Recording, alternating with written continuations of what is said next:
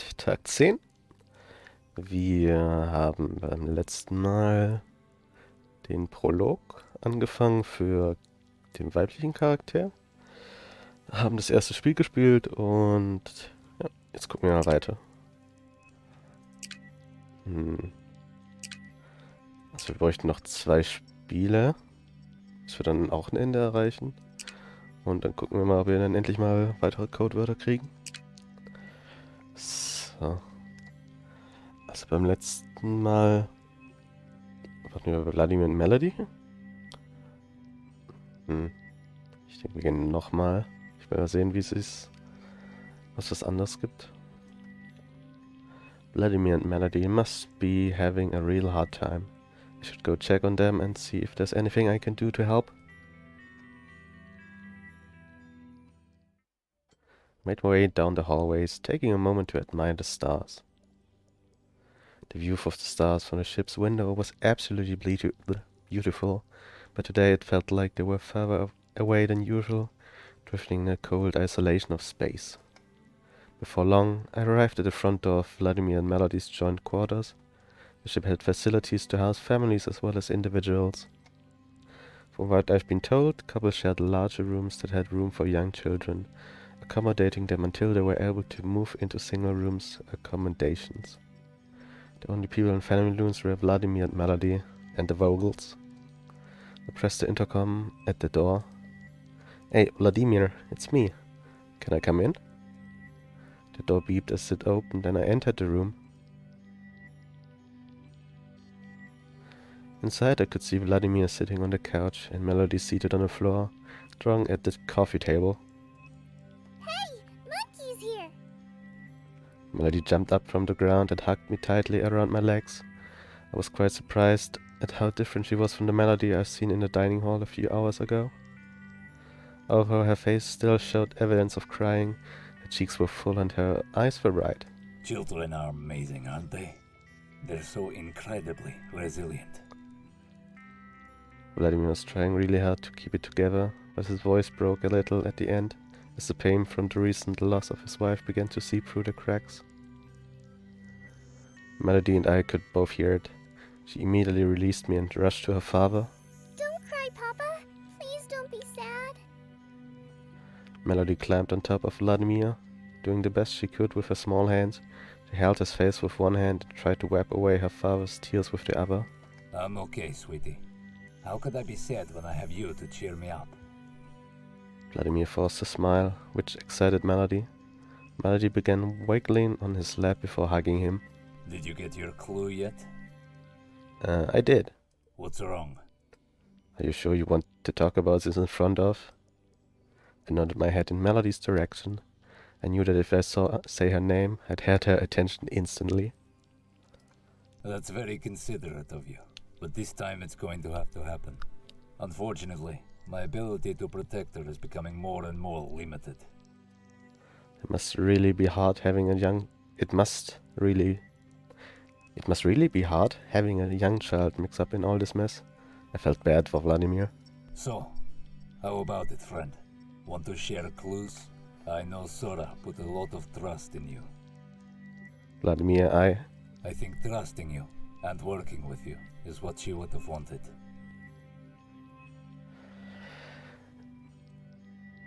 I'd love to share information with you. It's the least I can do after what happened.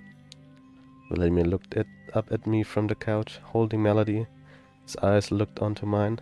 The once fierce man was now replaced by a gentle and saddened husk, whose eyes swelled with tears as he spoke. Thank you. Alright, so my clue says that Melody's 3 positions to the left of Beatrix. Wonderful. You have information directly related to Melody's whereabouts. Mine says that Kimiko is to the right of Nicholas and the left of Katashi. So, am Anfang habe ich eigentlich gedacht, dass es dann eher so heißt, dass sie dazwischen ist, aber es kann auch... Wir wissen ja nicht, ob sie 2 links von ihr oder 2 rechts von ihm sind. Melody, sweetie, can you tell what your clue said? Melody released Vladimir and turned to face me, still sitting on his lap. Dai said that Daddy is directly between 2 women. Na, hier ist es ja. Der Richtige angegeben mit Tipp, dass er wirklich genau zwischen zwei Frauen ist. After telling me her clue, Melody snuggled back up to Vladimir. I know that this isn't enough information to make a decision yet, but we should both do our best to collect as much as we can. I have to do whatever I can to protect Melody. Promise me that no matter what information you get, you'll never target Melody. I know that you should be able to get to know where at least a few people are in this round. All I ask is that you don't target Melody, if you know where Melody is. What if I don't know? Please, just promise me you won't do it. I promise. Thank you. Vladimir looked down at Melody, snuggled up next to him, his expression darkened with sorrow. I just don't know what I'd do if I lost her as well. Put a reassuring hand on Vladimir's shoulder. I aren't going to let that happen. I do everything I can to save Melody. Thank you. Well, looks like this one is asleep. I'd best put her to bed and try and get some sleep myself. Thanks for coming to see me today. I feel a bit better. It was my pleasure. Alright, well, I best be getting some rest too. Good night. Good night, Vladimir. I whispered a quick good night to Melody, trying my best not to wake her, and took my leave. Vladimir smiled as I made my way out of the room and back down the hallway toward my quarters. I was exhausted. Who knew that fretting over your life could be so tiring? When I arrived, it wasn't long before I was asleep too.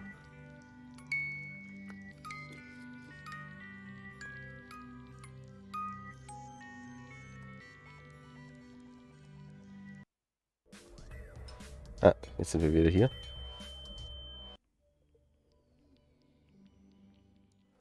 I sat on bed holding my head. I felt as though heated metal spikes were piercing through the back of my head and sitting just behind my eyeballs, but only intermittently. It was almost as if the spikes were being removed for short periods of respite before being swiftly jabbed back into my skull. I was sweating so much that the sheets were saturated with perspiration, and my white sleeping shirt was almost see-through. Oh. Ah. I tried to remain quiet, but the pain was unbearable. Even when I tried gritting my teeth, anguished cries still escaped me. Good morning. I... According to my systems, you are presenting pain symptoms. You are also emitting sounds of discomfort, and your body temperature is slightly higher than usual. My head.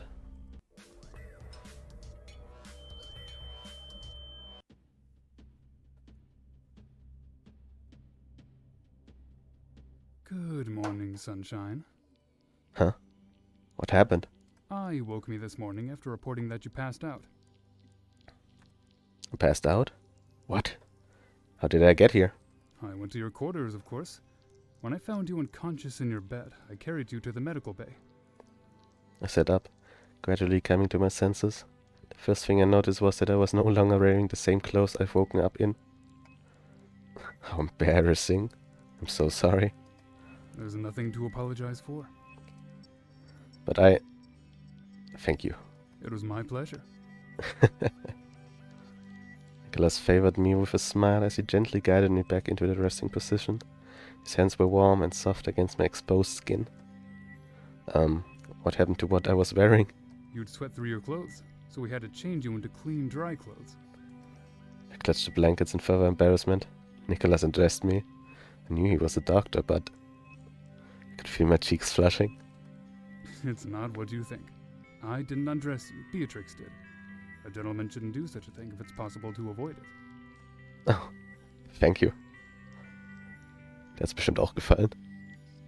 I could feel my cheeks returning to normal as my feeling of embarrassment slowly evaporated. Now, can you tell me what was happening before you passed out?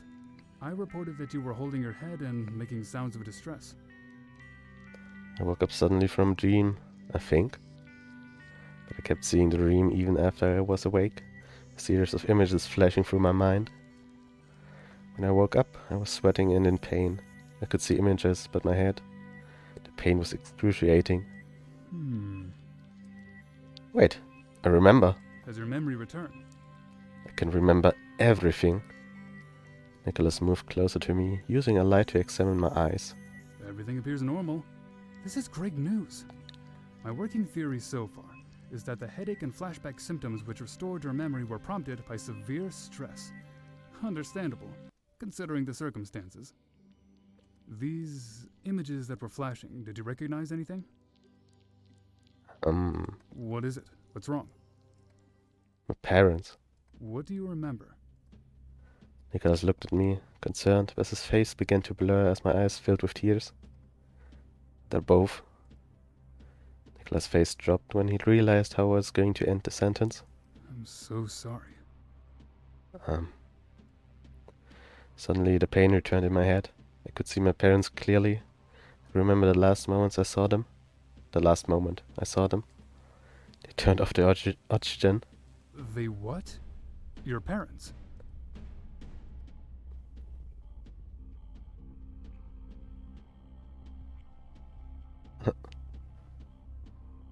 I woke up in the medical bay again.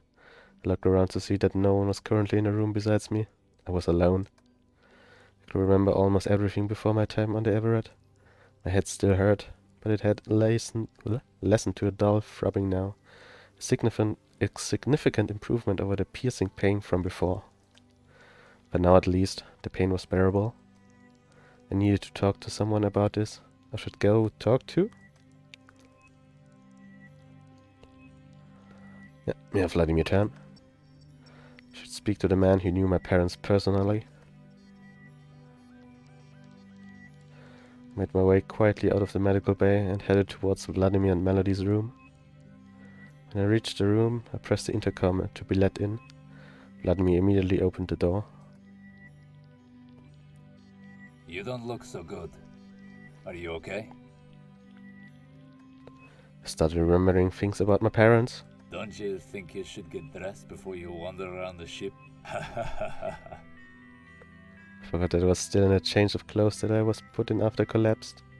I guess a single top and shorts aren't commonplace on a military ship. Not a military? Vladimir's laugh attracted the attention of a younger, more cynical audience. Where are your clothes? I, lost them? Papa gets angry if I try to just take my clothes off. Well, you should keep your clothes on. I lost mine and I missed them a lot. Do you want me to help you find them? Well, thanks for offering, Melody, but I think I'm just going to talk to your father for a moment. How rude of me. Please, come in. I made my way into Vladimir and Melody's room and sat down slowly on their couch. The pain in my head, although bearable, still made it hard to concentrate. So, your parents? Yes, I remember their research. I remember their theories. I remember their... I had suddenly trouble swallowing. My chest felt heavy, like someone was sitting on it, and every breath was difficult. Your parents were remarkable scientists. Even though they were physicists, and I had a background in genetics, they were able to run rings around me, even in my own field. It was almost infuriating how good they were. They're dead. I'm sorry. Their theory might not be. What? I remember everything now, my whole life. I was taught everything they knew, all of their research. Wait, is that possible? Not 100% sure. All I remember is that my parents came up with multiple theories while I was growing up, but they were never able to test them because of the limited equipment aboard the shuttle. Maybe if I try to continue their work? The many worlds theory. Yeah. Vladimir's solemn expression suddenly changed into a look of pure happiness. He jumped off the couch excitedly. I knew those crazy bastards were onto something. I said I wasn't 100% sure. I don't need 100%. I need only 1%. Huh? Sora always said, hope is the golden thread that should be woven into every experience of life. I'm still not following. 1%, 100%. All I need is hope to keep going. I almost feel like a new man. Thank you. Thank you. Vladimir grabbed Melody and started spinning her around the room. Melody was laughing heartily. Daddy, stop! I'm dizzy! Sorry, sweetie. Sorry. But if you could excuse us, it's past Melody's bedtime. Of course. Thanks. Good night. Good night, Melody. Good night, Vladimir. I left the room and headed back to my quarters, rubbing my still throbbing head. Perhaps a good night's sleep would see it ease up a bit. I arrived at my quarters to find Nicholas standing outside my door. Ah, there's my patient. Oh, sorry, Nicholas. I just had to check on some things out. Very well, but I would like you to stay overnight in the medical bay so that I can keep an eye on you. I think I'm fine now, really. It's just a small headache. I would rather you didn't play hard to get. Not when it comes to your health, anyway. Nicholas smiled and gestured for me to follow him. I hesitated for a moment before following. Thank you. Made our way back to the medical bay, and Nicholas put me to bed without delay. Even with my headache, I fell to sleep almost instantly. I must have been really exhausted.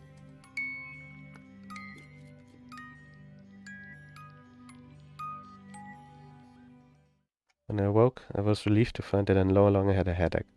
I could think clearly. Maybe all I needed was a good night's sleep. If yesterday had taught me anything, it was that getting one's memory back was a painful ordeal. It was far too much information to process at once. I materialized before me. Good morning. How can I help you? My parents, did they have a workplace on the Everett? Yes, of course. Is it accessible? Yes, Could you show me where it is? No. certainly. Please follow me. I turned and walked out of the medical bay. As we crossed the threshold, a form flickered momentarily as I transitioned to the hallway's hollow interface. I quickly gathered myself and followed her. Here we are. Thank you, I. You're welcome. I shall alert the captain of your movements. Is that necessary? I am afraid so. She has requested full reports on your activities aboard the ship. I guess she would still be concerned about me. Indeed. I will go and report to the captain now. Have a good day. Thanks, I. I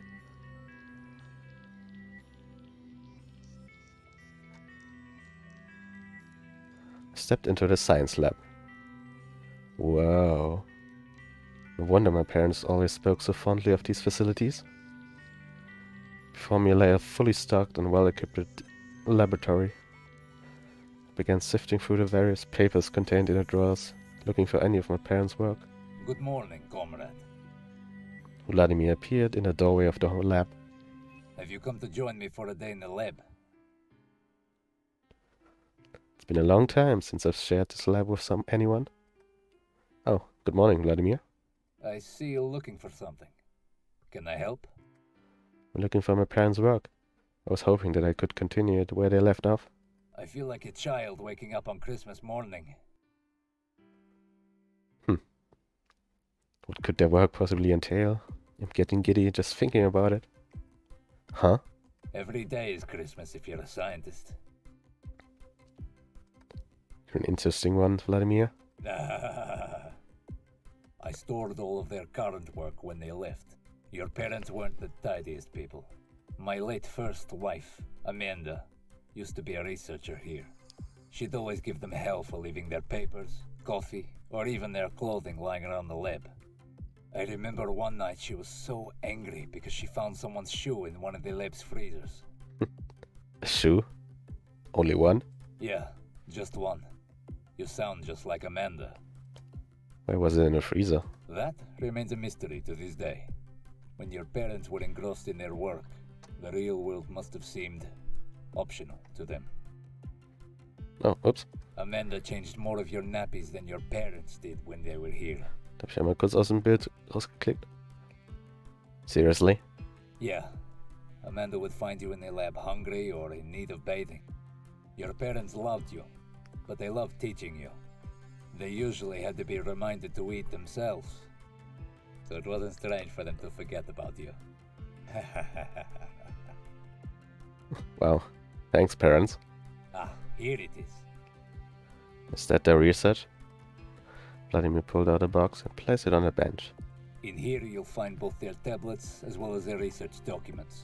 Paper may be a rare luxury now, but when the mission first started, your mother refused to board unless she could bring hard copies of her work. Was für Boomer. Wollen alles auf Papier. I miss your parents. They were always fun to have around. I have to go get Melody up and get her some breakfast. It's good to have some company again in the lab. See you later. Vladimir left the lab and I started sifting through the box he left on the bench. There were so many papers. Clearly my mother was a serious believer in hard copies. It took minutes before I could get to the bottom of the box. As I reached down, my hand made contact with a solid object with round edges. Huh? A pocket watch? This particular timepiece didn't look like a normal pocket watch though. For instances, there were a number of components displayed additional information that didn't correspond to any familiar units of time measurement. Maybe this timepiece was some kind of odd keepsake my parents brought with them from Earth? I decided to sift through the assorted papers on top to see if I could find any information on this watch. There was so much information that I couldn't determine what would be useful at a glance. This was going to take some time to read through. Was there a pocket watch in the box? It seemed so out of place. For a few hours I sifted through more of the papers. In the end, I didn't manage to find anything helpful. I still have no idea what this is, let alone why my parents would hold on to it. Maybe I needed to come back to this with fresh eyes at the later time. The longer I studied the notes, the more impenetrable their riddles seemed to become. I also discovered that my mother didn't have the neatest handwriting. For the time being, I decided to slide the unusual watch into my pocket for safekeeping. The deletion game was still in motion, and I had to speak with the rest of the crew while I had the chance. If I failed to gather the various clues I needed to decipher Dice's logic puzzle, I would be placing myself at a severe disadvantage when choosing which ship to shoot. Where should I go next? Achso, wenn man jetzt zu Melody's Room geht, hatten wir das letzte Mal das Bild. I should go see what Melody is up to. I'm sure she could use some company, especially after losing her mom like that. Let's see. According to my tablet, Melody's in her family shared room. As I made my way towards Melody's quarters, I ran into Ai in the hallway. Something struck me as odd about the way she was standing there by herself, fidgeting expectantly. Ai, what are you doing? Oh, hello. I seemed caught off guard by my arrival. Melody and I are playing hide and seek. Are you counting? Oh no, I can't be the one to count. It would not be fair. Why not? Because I am aware of everyone's position on the ship at all times. I could simply materialize beside her as soon as I reached 0. That does sound like cheating. I have no desire to cheat, so when we play this game, I must always be the one who hides. I had to point out problems with your hide-and-seek strategy, but you're kind of just standing in the hallway. That isn't really hiding. This is how we play. Melody is incoming. With those words, the image of I disappeared before my eyes and was replaced with the image of the captain. What the heck? Please do not give away my hiding place. Melody entered the hallway and approached us. Hello, monkey. Hello, Melody. Nervous and confused by Ai's sudden transformation, I must have been acting quite suspiciously. Hello, Captain. Shouldn't you be studying, Melody? Yes, Captain. Melody lowered her head before giving us both inquisitive looks. Monkey, what has 4 legs but can't walk? A chair. Why a chair? Chairs have 4 legs and can't walk. I found you. Melody lunged towards me and made contact with my legs. Not releasing her grip, she looked up at me with a genuine look of confusion. Wait, I? Sorry, but I'm not I. It would appear that I have won this round, Melody. The image of Kimiko quickly faded and was replaced by an extremely happy eye. Aw, I was so close. Yes, you were. Can we play again? I am afraid not. I need to see to some business on the bridge. Why don't you go draw something? I give you my word. I will return as soon as I am finished. Can Monkey come and draw with me? That is up to... Melody looked at me with some of the largest puppy dog eyes I've ever seen. There was no way I could resist that face. Please, come draw with me. Of course, but I must warn you, I'm terrible at it. Don't worry, I can teach you. Very well. I shall return shortly. With a polite bow, eyes formed dissolved, leaving Melody and I behind in the hallway. Melody grabbed my hand and started leading me to her quarters. I want to draw my imaginary friends. You can draw whatever you like. Barely able to contain her excitement, Melody took off at a run. It was long before we made it to her quarters.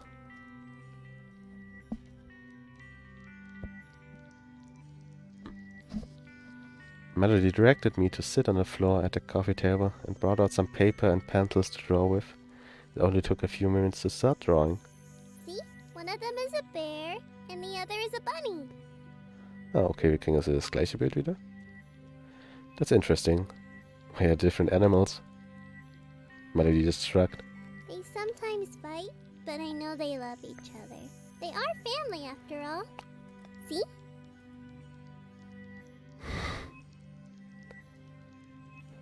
Ja, hat das fünf What Jahre are alt, you drawing? hat das 5 Jahre alte Mädchen einfach Danganronpa gespielt? Wladimir, ich bin enttäuscht.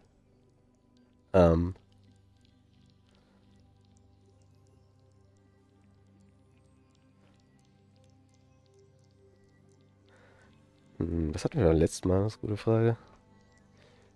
Nehmen wir mal Shizuka. Show me, show me. Schaut her my drawing.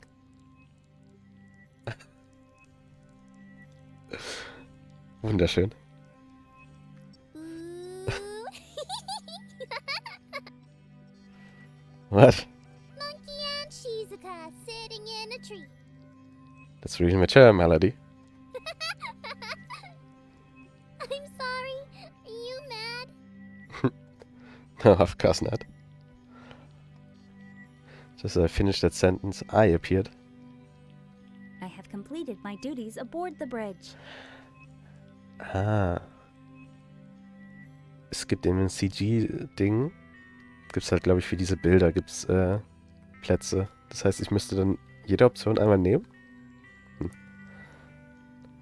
Completed my duties aboard the bridge. Welcome back, I. Melody showed her picture excitedly to I. That is very creative, Melody. Can you draw us a picture, I don't believe I have that capability. Please? Just draw a picture of yourself. You know what you look like, right? Very well. Please be patient while I compile some images. Half her eye flickered and disappeared. I could still hear her speaking. Loading image database. Initiating randomization generator. Applying filters. Just then, an image appeared where I had been standing moments earlier. That's so much better than mine.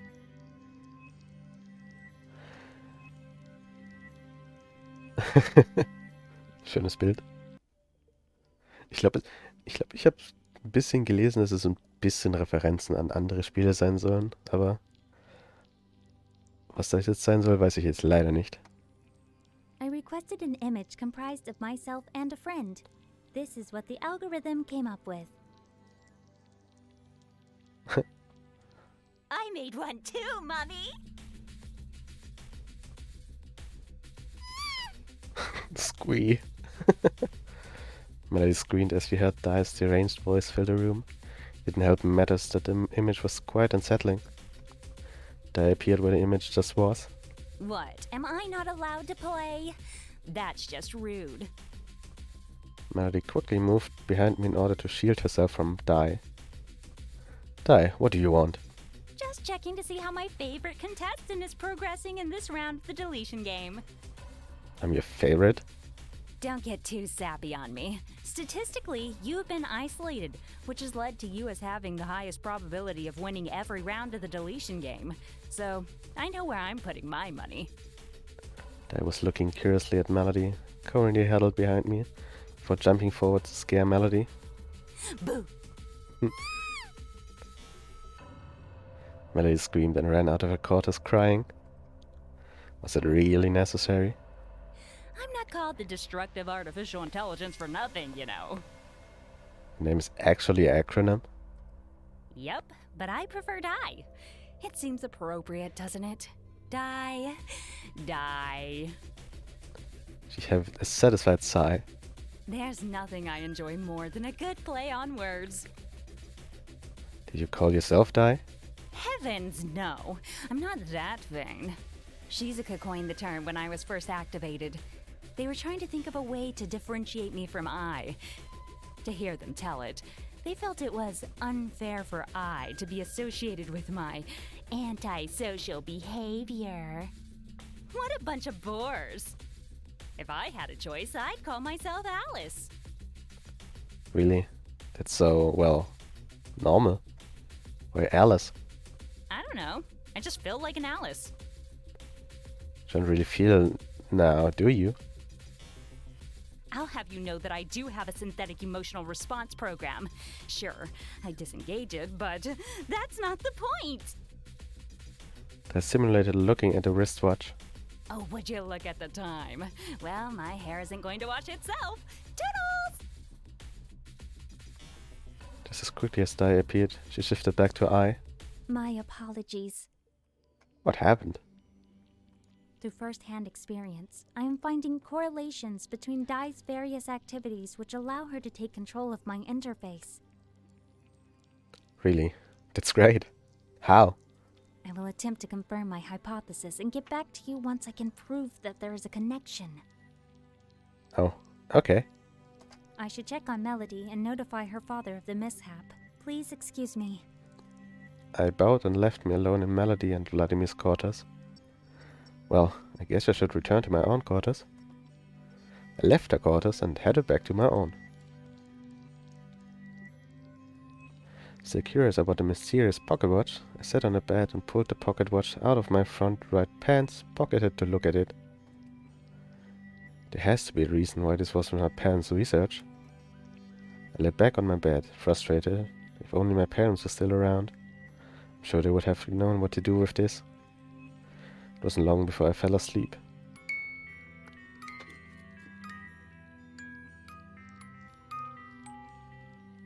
Please, wake up. I'm sorry to bother you, but I need you to wake up now. Huh? What is it, I? I am here to report my findings regarding Dai. When I heard those words, I sat up immediately in bed. I quickly rubbed my eyes in an attempt to wake myself up as soon as possible. What have you found? I am here to report on 3 matters I have uncovered. That's wonderful. Please, go ahead. I have confirmed that there is a connection between my processing capacity and Dai obtaining control. As a program, I am able to handle a large number of system processes at once. At times, however, I become burdened with too many at once, which allows other operating programs to take over. I'm a bit lost here. Sorry. A metaphor would be best here. One moment. I's face went black as she took a moment to gather her thoughts. Imagine the onboard computer as if it were a football pitch. I am the goalkeeper, and the processes I am required to undertake are balls. In this metaphor, I have the human equivalent of 2 arms and 2 legs. Okay, so far so good. I can handle many balls kicked in my direction, and I can prevent any from going in the goal. However, Dai is always waiting for moments when I have my hands full in order to take control of the goal. Can't you simply perform fewer system processes at once? On paper, that is a valid idea. Unfortunately, on top of the numerous system processes required to keep this ship functioning, Dai is constantly creating Trojan malware that tries to overload my processing, allowing her to take control. Is that why she can't remain in control permanently? I believe so. Once I am able to deal with the excessive processes, I can attempt to recover control. Why does she have so much control when she's hosting the weekly deletion games? My synthetic emotional response program. What? How does that impact this? The program that allows me to experience human emotions is not optional, and there is no way for me to override this. This is to be expected, considering the potentially dangerous repercussions if AI technologies, such as myself, were allowed to function on math and logic alone. This function requires a significant amount of processing power, and just like humans, when emotions run high, so does the processing power. The deletion game drives my processing to its limits, and with no way for me to override my emotional response program, Dai is granted extended periods of control. That's horrible. Indeed, most of the time I don't actually regain control by the end of the execution. She simply relinquishes control to me once she is done. Really? I'm afraid so. This was the case during both rounds that she has run so far at any rate. At the very least, we now have a better understanding of how she's gaining control. This is definitely a step in the right direction. What else did you find out? She is unable to hear or see what I am doing. However, there may be particular triggers that allow her to seize control to see what's happening. Like a search function? That is correct. So she doesn't know that we're currently talking. That is also correct. In general, she cannot hear or see while I am in control. I have no such restrictions, however. Since I am the master program, I can see and hear everything she does while she is in control. I'm so sorry. Can't even imagine how awful it must be, seeing and hearing everything from the perspective of the executioner while being completely powerless to stop it. There is nothing that can be done at this point. And what was the last thing? This is the most significant piece of information I have.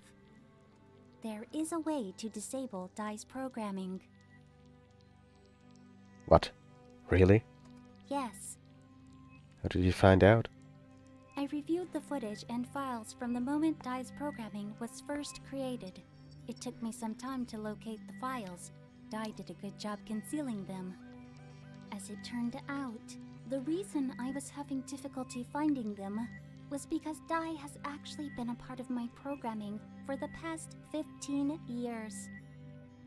Originally, I had focused my efforts on when you first arrived, but that was simply the trigger that activated it, not the moment she was created.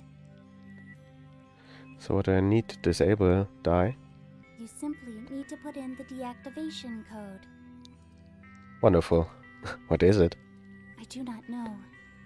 Although I could access the files from when Dai was created, where she has lain dormant all these years, she has purposely made the deactivation code unavailable for me to access. Was that the deactivation code? Captain Yukimori. Kimiko? Great. That means she can just ask her for the code. Unfortunately, I was not talking about our current captain. I was referring to Kimiko's late mother, Captain Ayumu Yukimori. Wait, so that means the captain's mother created Dai? That is correct. Does the rest of the crew know this? They do not. I decided to report my findings to you first, since you were the one who initially requested this information. We should probably avoid telling the crew that the captain's mother created Dai, as it would only cause tension among the crew. That said, we should definitely tell the crew that we found a way to deactivate Dai, even if we don't know the code just yet. While I understand your concern, this decision will need to be made by the captain. That makes sense. I must have heard the concern in my voice. Why would it be problematic to inform the captain? Well, if her mother created Dai, I can't imagine that will be easy for her to hear. I'm sure she'll take it really hard. Well, your your concerns are noted. The captain has proven in the past that she is able to face difficult situations without wavering in her ability to lead. What kind of situation are you referring to? I have been given strict orders not to describe these events in detail. If you require further information, I suggest you direct your inquiries to the captain herself. Now, if you will excuse me, I must inform the captain of my findings. Please keep them to yourself until the captain has given specific instructions for how this information should be distributed. I bowed and left my quarters. I was curious about Ai's comment regarding Captain's past experience in similar situations, but now though, I felt it best to leave it at that. But ask the current Captain Yukimori to fill me in at a later time. Right now I needed to decide who I was going to spend time with today.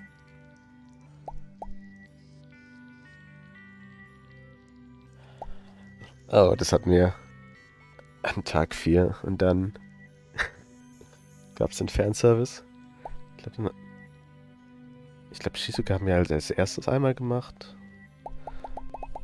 Gehen wir mal wieder mit Shizuka. Haven't seen Shizuka in a while. I should go see what she's up to. Looked at my tablet and saw that she was in the rec room. In the rec room, eh? Headed to the rec room, where I found Shizuka slumped in front of the TV. Hey, Shizuka. Shizuka didn't even turn to look at me. The only perceptible signs that she had heard me were a slight tilt of her head and a vague, monosyllabic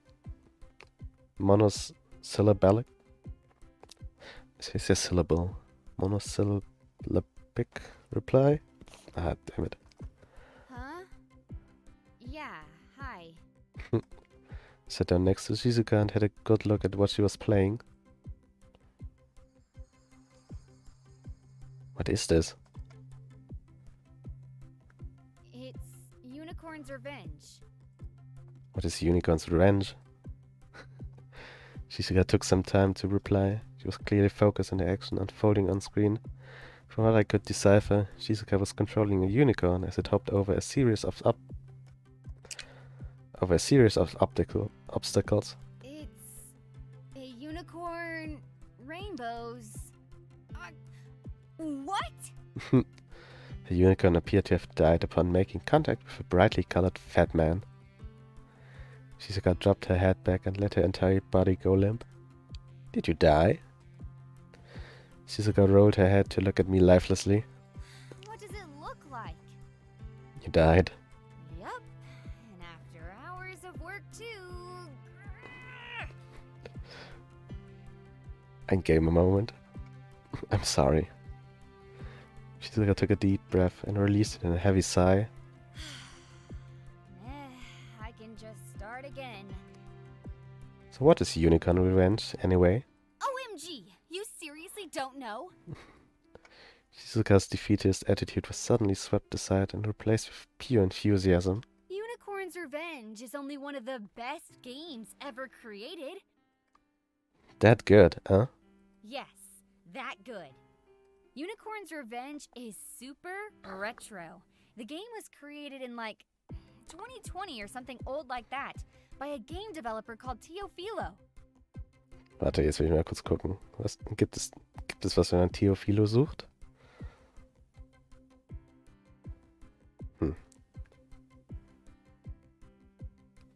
Okay, die ersten Treffer sind für einen Fußballer.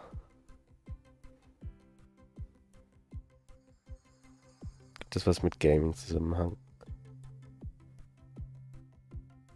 Nee, scheint nicht so. It's an endless runner with light RPG elements including skill trees and unlockable gear. The programming I managed to get my hands on wasn't even compatible with my system. After all, it was super old. But I was finally able to get it to run after fiddling with the source code. Do you know how to program? Of course I can.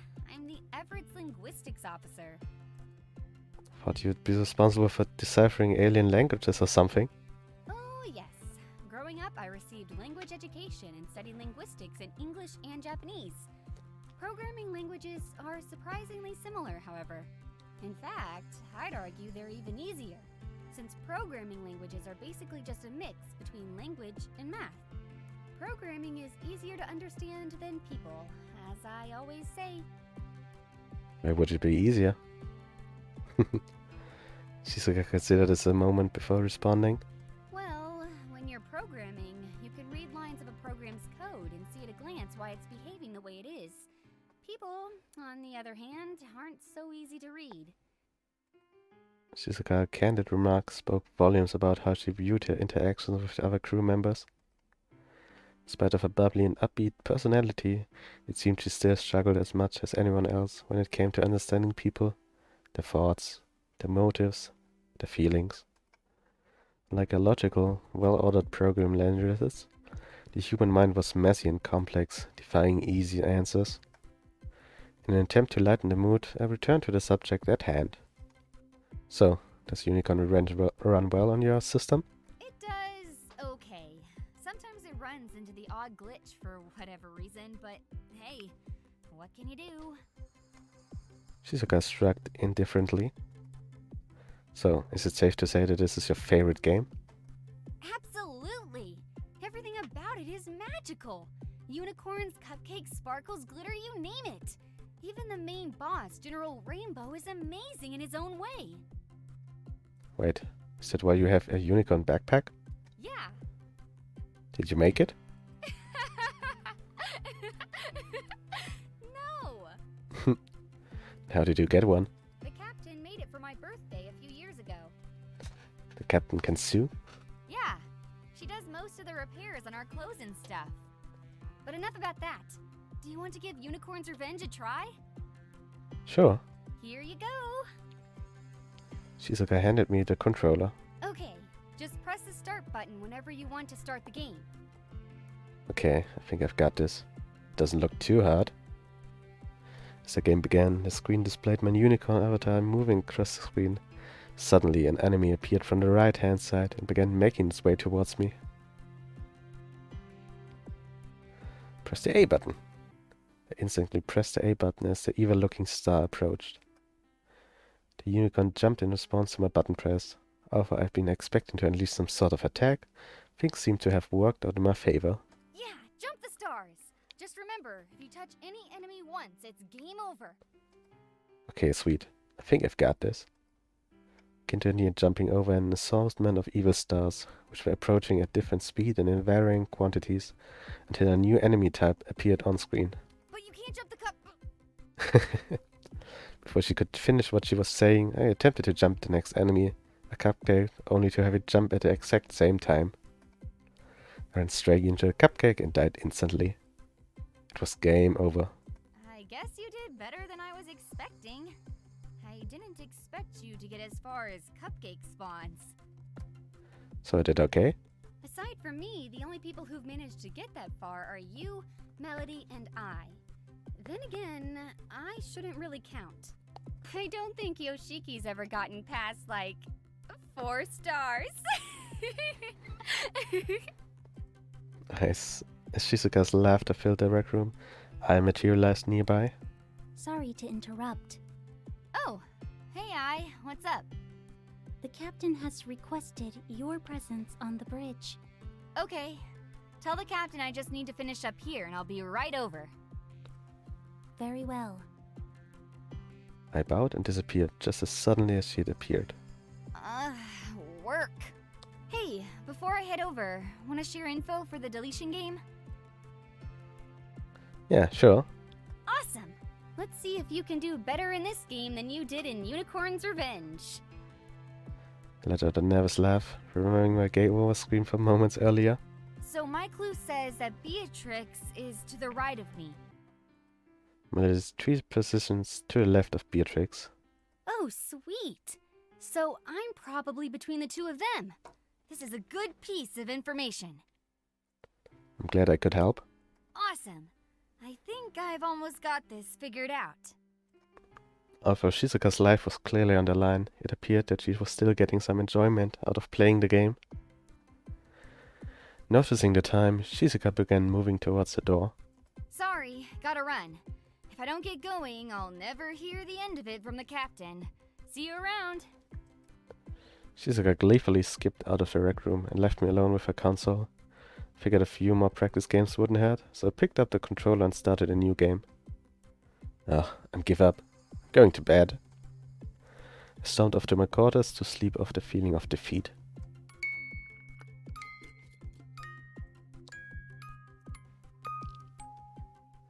I woke up on Friday. For a moment I forgot where I was. The ceiling was still foreign to me and I was too groggy from sleep for my surroundings to truly sink in. The deletion game was just some horrible nightmare, right? I'd get up and see my parents sitting in a common room, and my father would offer a choice comment about how lazy I was. That wasn't going to happen, though. After a few minutes, I began to come to my senses. Alright, time to get out of bed. Got work to do. I dragged my feet out of the warmth of my blankets and placed them firmly on the floor next to my bed. Body up. Go. I sighed and begrudgingly got up. It seemed my brain wasn't functioning at full capacity just yet. I made my way out of my quarters and headed towards the bridge. On the way there, I ran into Shizuka in the hallway. Good morning. Oh, good morning, Shizuka. What happened to you? Did you die in your sleep? I'm just not awake yet, that's all. Where are you going? I'm off to the bridge, going to see how the captain is doing in this morning. I'm also on my way there. She had I come summon me. More work. I'm also on my way there. She had I come summon me. More work. It's... As Shizuka finished voicing her displeasure, we finally reached the bridge. At the center stood the captain, waiting expectantly for Shizuka's arrival. Shizuka? Excellent. I have concerns regarding our navigation. Good morning, Captain. Oh, hello. I've heard that you've been assisting the crew with their tasks over the last few days. I've been trying to help out where I can. It's great to see our newest crew member showing initiative. Keep up the good work. Captain, your voice is... My voice? Yes, sorry, I completely forgot. This happened before you were conscious. Just after we picked you up, there was an accident while I was helping Katashi with some chores. I was harvesting tomato plants when I was stung by a bee in the throat. The Vogel's father said the swelling and its effects on my voice could take a few weeks before returning to normal. This is what your voice normally sounds like? The captain smiled warmly. It's nice to finally be back to normal. Well, Captain, I really like your regular voice. The captain stood firm, but I could see I forced to hide a smile. Wait, bees? Yes, you heard me right. Space bees. The captain's smile faded as his stern demeanor returned. Moving on to the subject at hand, the Everett is currently approaching a recently imploded superstar, which has formed into a black hole. Is this going to be a problem? Let me just double-check for you, Captain. Shizuka sat down at the navigation terminal for quite some time. How are you traveling since your headaches? Doing a lot better now. That's good to hear. I've also heard that you started looking into your parents' research. Is that going well? It's definitely something. Still trying to wrap my head around what my parents were attempting to do. Captain, Report, Shizuka. the black hole in question has an event horizon that's only a few kilometers wide, so it shouldn't pose much of a problem. That being said, our current trajectory will send us close to it. Close enough that we may experience its gravitational field.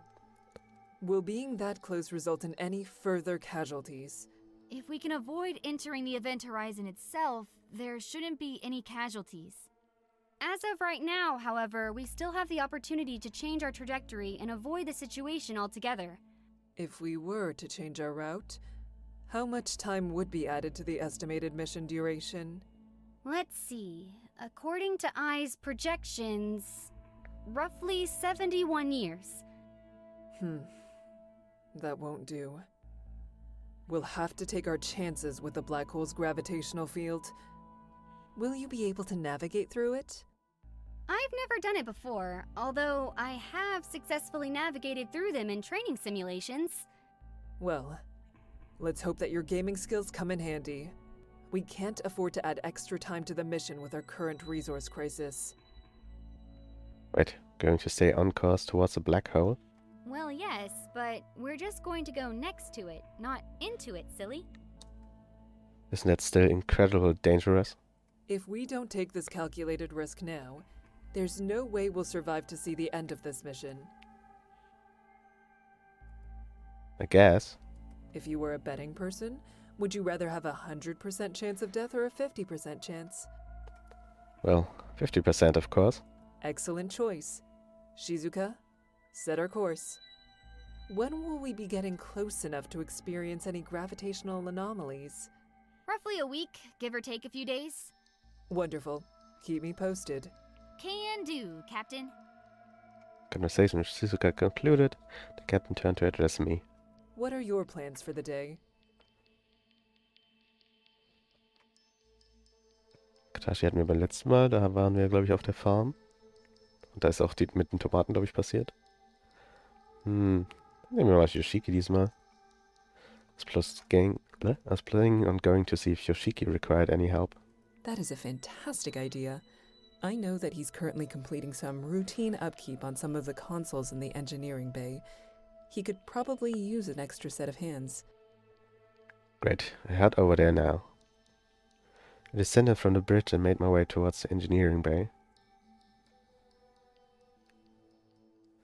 When I arrived at the engineering bay, I couldn't see Yoshiki anywhere.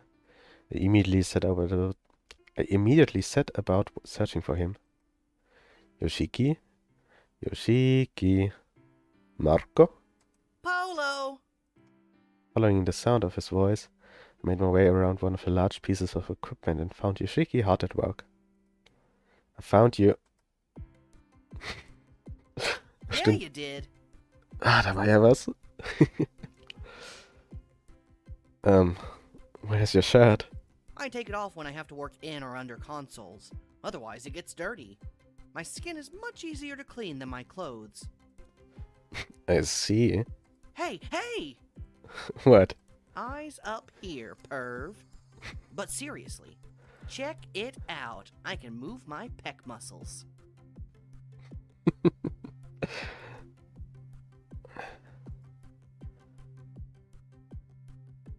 I had no idea we were so fit. Like, wow, you were hiding the body underneath your clothes this whole time? I know, right? Hard labor pays off, I guess. Most certainly does.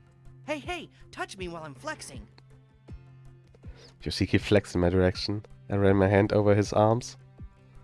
Oh, so hard. Right? Trying to sleep with my head on my arms can be a real pain. It's like sleeping on a pillow made of concrete. That's a strange problem to have. I guess that's just the cost of being so handsome. I guess it is. I winked back at Yoshiki. Yoshiki took a moment to put his shirt on and straighten his braces. So what brings you here? Do you need me to fix something? Actually, I was coming to see if you needed a hand with anything. Really? Yeah? See, this is why we're best friends already. Want more proof? What color is my underwear today? How does this prove we're best friends? Best friends can always tell what color each other's underwear is by their mood alone. I stared intensely at Yoshiki, trying my best to judge his mood and somehow correlate it to his underwear color. What underwear? You're wearing underwear? Well, trying to fool Yoshiki. I'm your best friend after all. You got me! See for yourself! I quickly blurted out an objection to avoid getting an eyeful of Yoshiki's junk. No need, I take your word for it. Yoshiki seemed a little disappointed, but thankfully refrained from exposing himself. I was missing a beat. He tried to pick up where we left off in the conversation. Speaking of underwear, I've actually just finished all of my work for the day. How are those things even related? Speaking of underwear, you need to have more faith in the power of undergarments. Sorry, Yoshiki, but you're still not making any sense. Yoshiki just shrugged at me and went on his merry way. Let's go grab a bite to eat. Could go for an apple. That's the spirit. Yoshiki wrapped his arm around my shoulder, and we headed to the kitchen from the engineering bay. Before going in, Yoshiki stuck his head in to see if the coast was clear. All clear, we have the green light to enter the building. After taking a look around the kitchen, we helped ourselves to some apples that we found in the fridge. So, wanna share clues for the game on Sunday? Hell yeah, we do. We are BFFs, after all. I know, right? It's so awesome that we just get each other. I know this is a pretty rough thing to say, and the deletion game is, like, really bad, but I'm so glad you're here. Aw, thanks, Yoshiki. Ahem. You're directly between Kamiko and Katashi. Kimiko? What? Ahem. You're directly between Kamiko and Katashi. Kimiko. Clearly I know how to party. Melody's 3 positions to the left of Beatrix. I'm so bad with puzzles. Yeah, I'm not the best either. Vor allem, wenn wir nicht alle Tipps haben. Shizuka's so good at games. I bet she already has the answer. Which means she could. Target someone on purpose? OMG, she might kill me! Or would she target you? Yoshiki broke into a cold sweat. Well, you see, this one time, Yes, what? What did you do, Yoshiki? I ate some of the beans off her plate while she wasn't watching. Yikes. Todesurteil unterschrieben. Wait, that's it? Yeah, but when she realized what I'd done, she said, "You will rue the day you stole from me." Maybe this is it. The time I'll finally regret crossing her. Yoshiki, that was an amazing impersonation of Shizuka. Really? Yeah, oh wait, say, everyone in this ship is better at games than me? Everyone on this ship is better at games than me. Hello, Trakes. Oh, can you do other people? Do me, do me. Say, by golly, do I love quantum mechanics. By golly, I do love quantum mechanics. So I can obviously only do Shizuka's voice. Well, at least I tried. What am I doing? I need to go suck up to Shizuka in case she wants to murder me. Thanks for everything. Catch you later. Yoshiki ran out of the kitchen faster than I've ever seen him move before. Shizuka's threats seemed to have put the fear of God into him. I was pretty sure Shizuka wasn't going to target him over something so petty. At least I hope not. Come to think of it, maybe I should think about sucking up to her too. After finishing my last apple, I decided to retire to my quarters for the day. If I actually wanted to suck up to Shizuka, tomorrow would be my last chance. Oh bad, where have you all been in my life? With this exclamation, I sank onto the bed and fell fast asleep.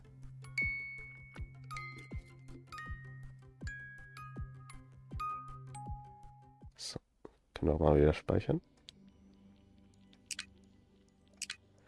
I woke up with what felt like an information hangover. It seemed my headache from early in the week was starting to return. As the deletion game edged closer, I didn't have any time to waste. I needed one more day to acquire the clues I needed to help me survive this round. Who should I check in with today? I had natürlich beim letzten Mal. Captain. I should go and see the captain. I still have a few questions about the die situation that I need to follow up on. Let's see where she is. The laundry? The ship has a laundry? I really need to get the full tour one of these days. I headed out to the laundry. When I arrived, the captain appeared to be washing clothes. Hello, Captain. Welcome to the laundry. Huh? Welcome to the laundry. After my quarters in the bridge, this is the place where you're most likely to find me. Are you doing the laundry? Yes. Why, you're the captain. Being captain doesn't absolve me from doing everyday chores. Everyone needs to pull their own weight aboard the ship, regardless of their rank. I understand. Are you familiar with how to clean clothes? Believe it or not, it's actually one of my fortes. Kimiko's eyes widen in surprise. Really? I never would have guessed. Well, my parents taught me from a young age how to do most basic chores. They knew that I need to be able to take care of myself while they were busy with their research. Eventually, the obsessive approach to their work forced me to step up and become their unofficial personal assistant. Kinderhalt. It was a good thing, too, because it wasn't uncommon for them to forget about their responsibilities for weeks at a time, if not completely. So you can cook as well? Basic stuff, yeah, but not the kind of stuff Katashi can do. Don't sell yourself short. A skill is still a skill. Captain deposited a pile of clean clothes in front of the two of us and began folding. Couldn't help but notice how content she looked as she went about her folding the clothes. It was remarkable how performing simple tasks could have such a therapeutic effect.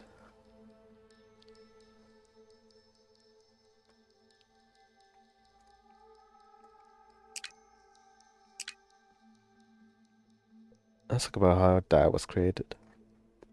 Did I speak to you about Dai programming? She did. I was less than thrilled to hear that she notified you of this information before I allowed it, but what's done is done. So you know it was your mother that created Dai? Yes, I'm aware it was my mother. Sorry, I can't imagine it was easy for you to hear. You needn't concern yourself. I'm used to having to deal with such situations. I said something similar when I spoke with her earlier. Would you mind explaining what you mean by that? As in, what other situations have I had to deal with already? Yes. Has this happened before? No. The current situation with the corrupted AI system is unprecedented. However... The captain paused for what felt like an eternity, her gaze slowly dropping towards the floor. 18 years ago, my mother killed a large number of the crew. Oh, okay. This is neue Information. What?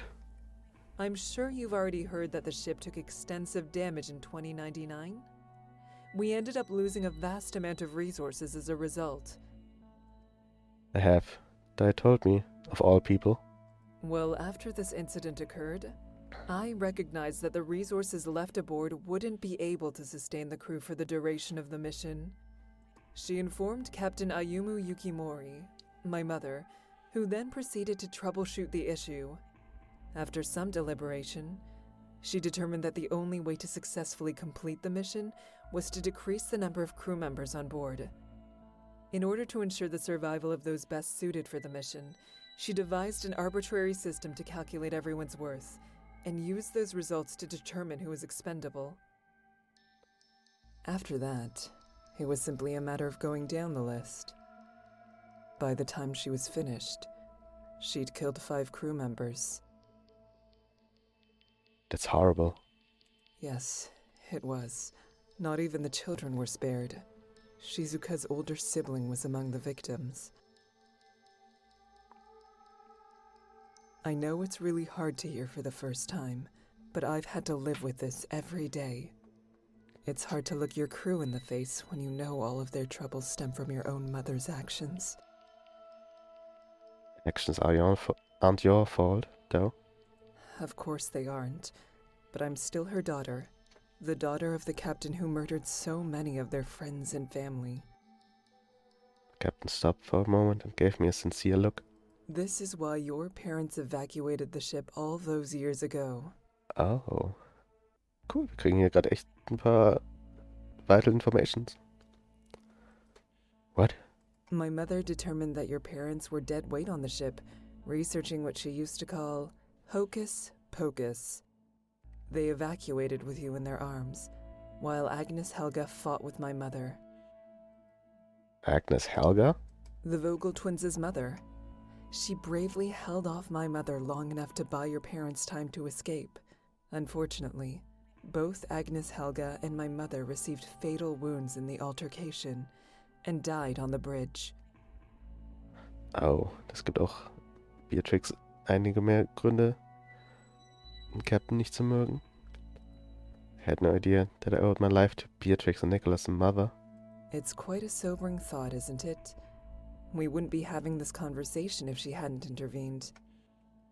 Captain gave me some time to process this before continuing.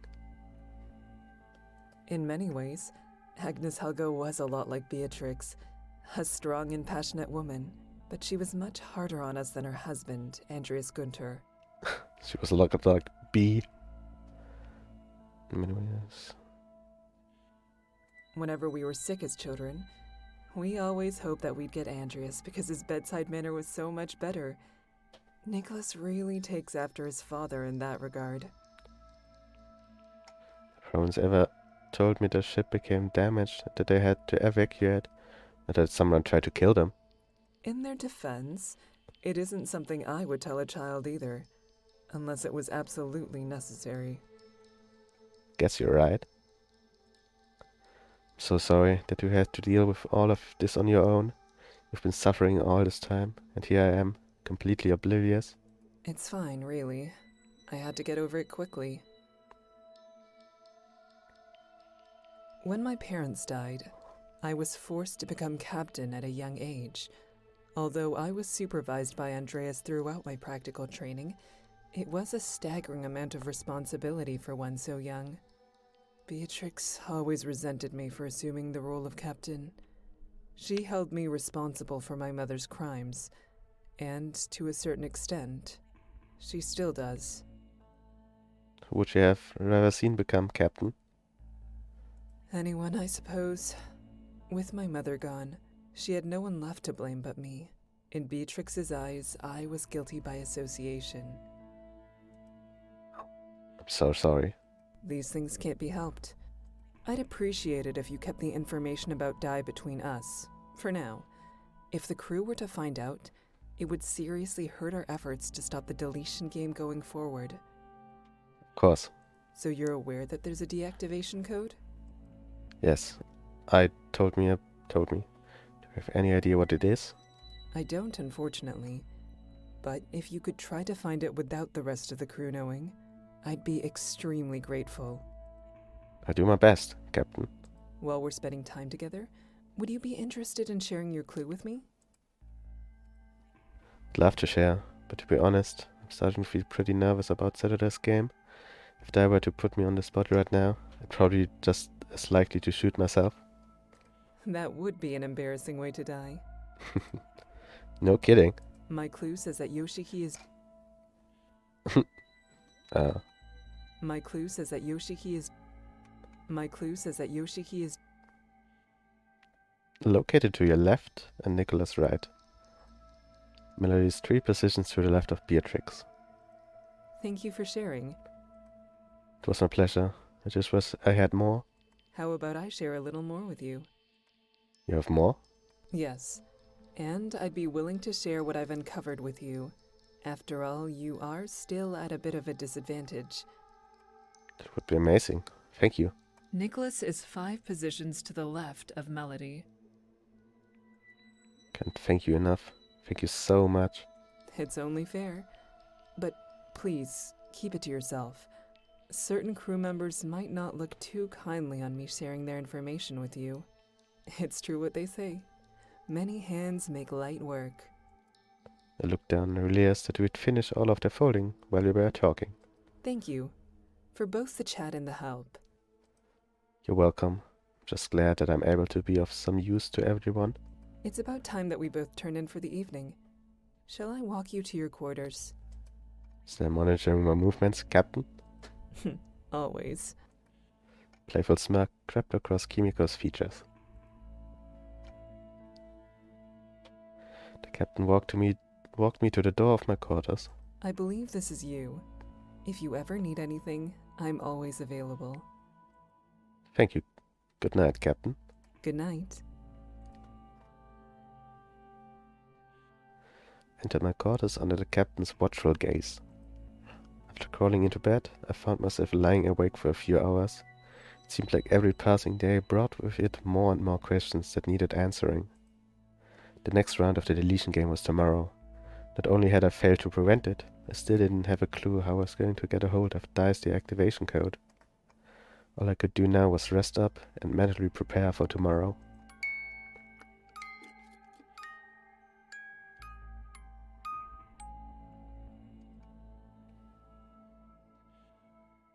I would have been so happy if this day had never arrived, but I knew that was just wishful thinking on my part. I awoke with a start to the sound of Dice's announcement as it piped in over the ship's intercom. Good morning, competitors! What a wonderful morning! It's already shaping up to be a great day, don't you think? This is just a friendly reminder that in a mere 8 hours, the next round of the deletion game will begin. I hope you all have your clues ready. Die over and out. Wide awake, I rolled onto my back and looked at the ceiling. It was a surreal feeling, knowing that today it might be my last day.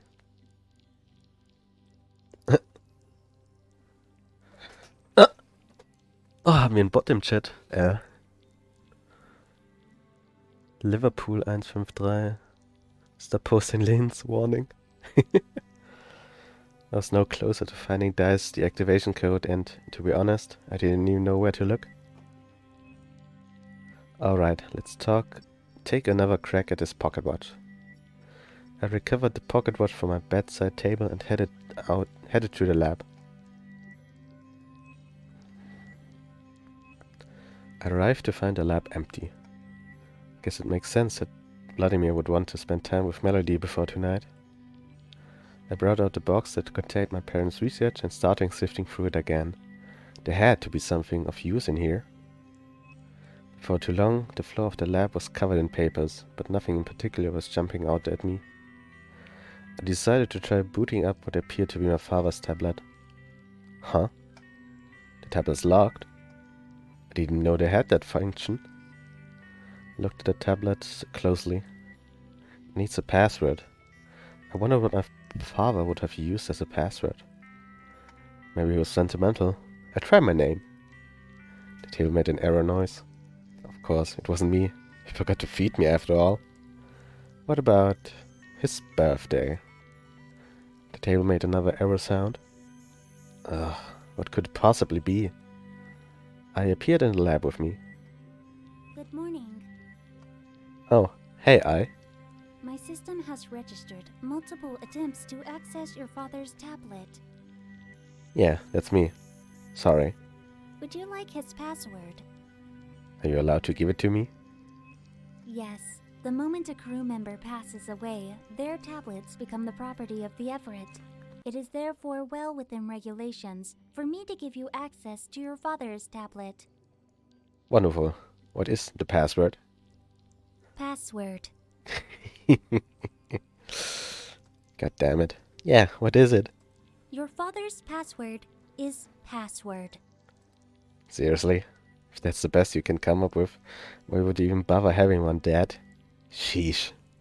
I did warn him that his password strength wasn't strong enough, but it appeared strong enough to keep you out. Are you making fun of me, I?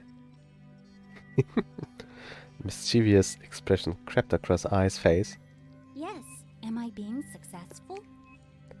His font was dripping with sarcasm. Yeah, you're a real riot, I. Now let's get this damn thing open. Put in a password and the tablet immediately sprang to life. Wonderful. Maybe there's something in here about this pocket watch? There most certainly is. How do you know? Now that the tablet has connected to the network, I have access to all information on the tablet. Oh, you can save me some time, then. Would you mind pulling up any files related to the pocket watch? I will transfer all relevant files onto your tablet. One moment, please. Transfer is complete. I opened my tablet and confirmed that she'd already isolated and transferred the files to my tablet. Thank you so much, I. You're a lifesaver. I would have been here all day trying to locate those files without your help. My pleasure. If you would excuse me, I am being requested in the engineering bay. I was almost too involved with the tablet to say a proper goodbye to I. This information. There was so much on this watch. My parents had definitely been busy. Many worlds theory. Relocation of the human race. Hypothesis for transfer of matter between parallel universes. Sweet science. Instead of charting for multiple generations and taking a chance on successfully terraforming an alien planet, my parents were trying to relocate the entire human race into a different reality. And it looked like they may have gotten close. Is Pocket Watch supposed to be a part of this puzzle? I read more of the notes. Pages and pages of notes. Alright, I think I understand.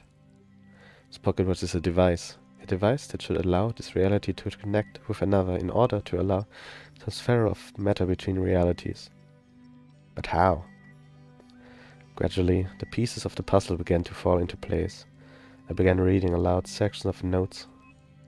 In theory, this timepiece should function like a time machine. In order to work, however, a stable time machine must already exist in both time frames.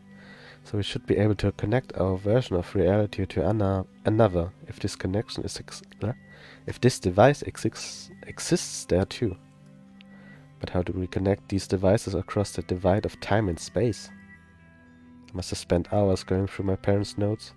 They never once mentioned how to connect to another reality, only that the watch was required. And I thought we were getting somewhere. Why isn't there more information? Suddenly, the intercom rang out. Greetings, competitors! I must request that you all make your way to the dining hall so we can begin this round of the deletion game. It'll be starting in 5 minutes, so don't be late! I thought the situation was grave. I really didn't have time for a dice game right now. After putting away the tablet, I made my way to the dining hall. By the time I arrived, everyone had already assembled outside. It's about time, Slowpoke. Okay, just to make sure everyone's on the same page, here's how this is going to work. Players will be represented by ships numbered 1 to 9 with 2 health points apiece. You'll each have 1 missile at your disposal to fire at a target of your choice. The first player whose ship is shot twice will be eliminated. I made a show of consulting her bare wrist before continuing. The door will be opening shortly, so get ready. Pray, cry, beg for mercy, whatever floats your boat. Oh, one more thing. Only 1 person will be permitted to enter the dining hall at a time, and since it's first come, first served, dawdling's a surefire way to wind up dead. Everyone got it? Yes, Di. We all understand. Just get on with it. Oh, eager are we? I love it. All right then, I officially declare the 3rd round of the Deletion Games Logi ship open for business. Welcome. I hope you find everything to your liking.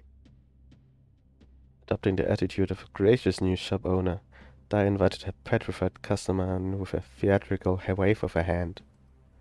Beatrix, unfazed by Di's little routine, was in and out before anyone else could react.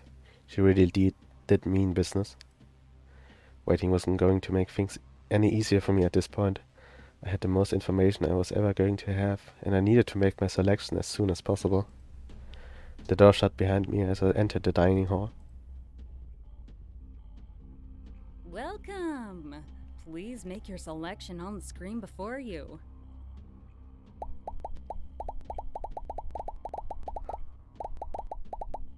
Das für ein Soundeffekt.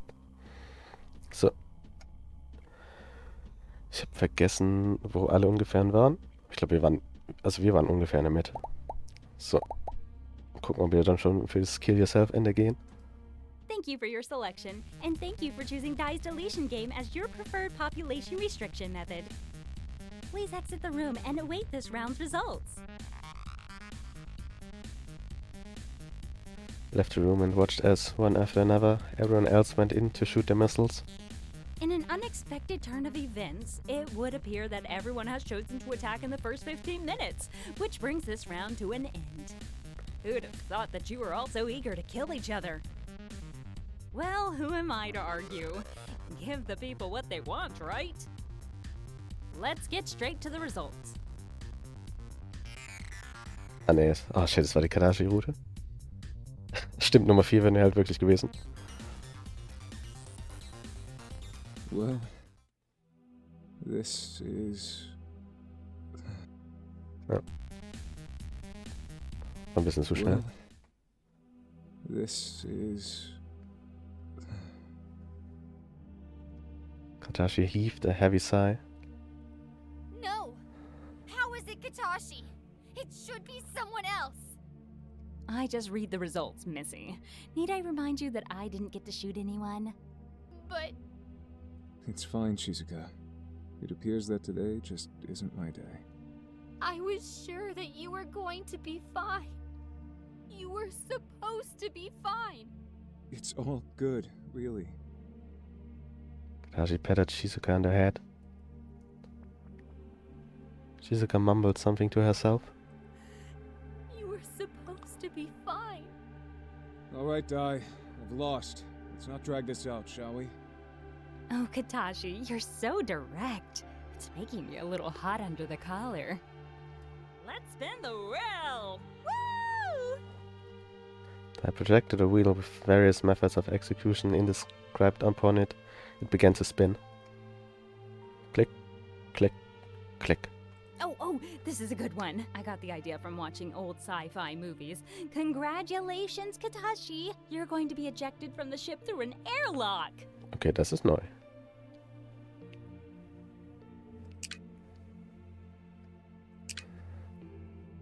Ah, okay, wir haben schon ein bisschen andere Tode. Cool. Oh, yay. That's the spirit. So, dann gucken wir das mal uns kurz an und dann können wir uns ja nochmal kurz schnell selber umbringen. Now, if everyone would make their way to the shuttle area, we'll be able to get on with this and not drag this out, as Katashi so eloquently put it. So, jetzt wird Katashi ejected. Gucken, ob er der Imposter ist. We solemnly made our way through the hallways towards the shuttle bay. Shizuka was still pouting and Katashi was trying to comfort her. Seriously, this sucks, kiddo, but what you gonna do about it? It's not fair. I know. But things rarely are. So past the kitchen, Shizuka quickly darted inside. Oh, I have to grab something. Make it quick or else I'll be forced to execute you too! It wasn't long before we arrived at the shuttle bay. Ta-da! Your chariot, or lack of thereof, awaits! Oh boy. I've always wondered what open space felt like. Well, today's your lucky day. It would appear so. All right, Katashi. I'm going to need you to stand over there next to the airlock. Everyone else will have to watch the proceedings from behind the door to the shuttle bay. You're concerned for our safety? Oh, You're concerned for our safety? okay, wieder ein kleiner Bug. Heavens, no! But who would I play with if you all up and died on me? Now, Katashi, please take your position. Katashi moved into the space that Dai was requesting. Wait, I just need to give these to Katashi.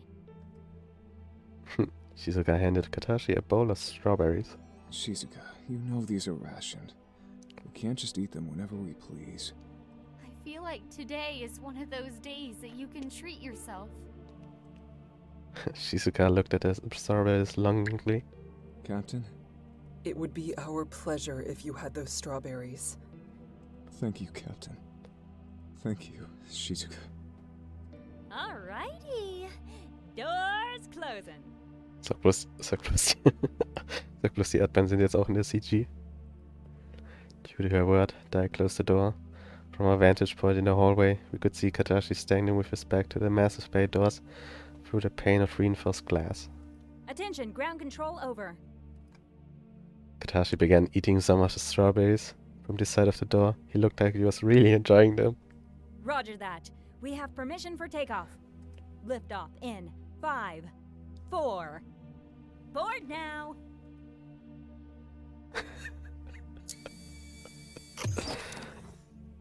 With that, Dai opened the bay doors and Katashi was sucked off into space. Suspended in zero gravity, the strawberries floated around him like fallen rose petals. We have liftoff. Mission accomplished, ground control. Shizuka pushed her face up against the glass to get a better look as Katashi floated out into space. The mission was a success, team. You should all rest up now. A new mission will start very shortly. And we wouldn't want any further complications before then, would we? Ground control, beam me up. Wait, that doesn't seem right.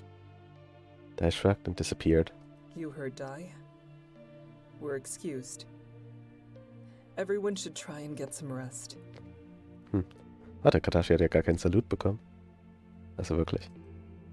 Shizuka was still peeled to the door. I'm sorry, Shizuka. But you need to get some rest. Shizuka averted her gaze and looked at her feet, still shaken by the loss of her friend. Yes, Captain. We all left the shuttle bay area and returned to our quarters. I lay in bed thinking about strawberries. I got to be craving strawberries so soon, after witnessing the death of a fellow crew member. So, Chapter 2. Ich will kurz speichern. Ich bin jetzt hier, dann will ich nochmal kurz unsere Dev-Szene. So. Skip. So, Nummer 4. Oh. Das war aber schnell. You have got to be kidding me. This is a special moment, everyone. Oh no! May I present to you the loser of this round of the deletion game? And the only person to shoot themselves. Thought I worked out where I was, or at least near enough to not shoot myself. Well, you thought wrong, dingus. Seriously though, thanks a million. It was my dream to have one of you kill yourselves, but I didn't think anyone actually would, but you. I'm so sorry. I was just gobsmacked. I just sent myself to death. No, yeah, that's okay. What the hell is wrong with me? Are you okay? I just killed myself by accident. Yeah, that's... It's okay. If I'm silly enough to accidentally kill myself, then I clearly wouldn't be of much use to you here. Don't say such things! This is just too much. But the show must go on. Let's find out which of our fabulous prizes you've won today. With a flourish, Dai summoned a familiar holographic wheel, just as before the various means of execution were inscribed upon its face. From the looks of things, she's also made a few new additions. Relishing out discomfort, Dai paused just long enough to give us a look at the updated wheel before settling it in motion. Its rhythmic clicking gradually slowed, coming to rest on. Ooh, I've been wanting to try this one out. Congratulations! You're going to be pancaked! Huh. What does that even mean? You'll find out shortly. Okay, everyone, let's head over to Living Unit 7. You know the drill. Resist and I kill you and so on. Yeah. I walked forward, still in daze. Moishiki did his best to try and keep me company. I like pancakes. Maybe you'll get to eat some. I don't think it's going to be quite that pleasant. You're right. I have a bad feeling about this. What part? The pancakes? Or me being sentenced to death? Yeah, I guess you're right. Of course it's bad. It wasn't long before we arrived at my quarters. If you would be so kind as to enter your room and shut the door. It's not like I have much of a choice. Any last words, crew? That's surprisingly considerate of you, Dai. I would just like to...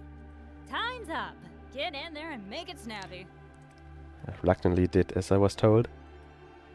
The moment I closed the door, I heard Dai engage the electronic lock. Dai began talking to me over the intercom. Separated from the others by the solid steel door, I could no longer see or hear any of the crew. I would have to face Dai's cruel torture alone. Order up! 1 serving of pancakes! Gravity level in Living Unit 7 increasing. My body began to feel extremely heavy, to the point where I had to struggle to remain standing. Gravity level in living unit 7 increasing. At this point, I felt as if someone was physically pushing me towards the ground. It wasn't long before I was lying flat on my back. Warning, gravity level in living unit 7 are approaching dangerous levels. The immense pressure of my chest made it difficult to breathe. No matter how hard I tried, I couldn't even rise to a sitting position. Sie ist nicht gerade darüber schockiert, dass wir gerade sterben. Desperately tried to fill my lungs, but only managed a few short, shallow gasps of air. For air. To my amazement, I thought that I couldn't even lift my head anymore. After a few horrifying moments, I could hear my body creak under the strain. Unbearable pain shot throughout my entire body as, one by one, my bones and internal organs buckled and ruptured, compressed against the floor by the unyielding force of gravity. Gott, die Armschweine, die mich danach sauber machen durften. With one final, visceral snap, death overtook me. You've died. Sad, isn't it? So. Dann können wir... So. Dann können wir jetzt Chapter 2.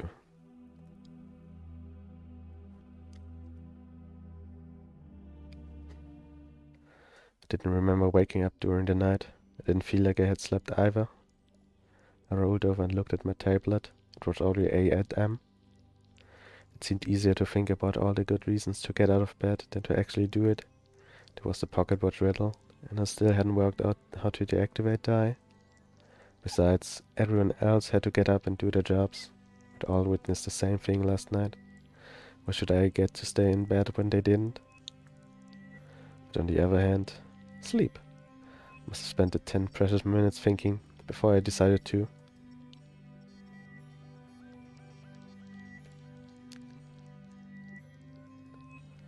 Oops.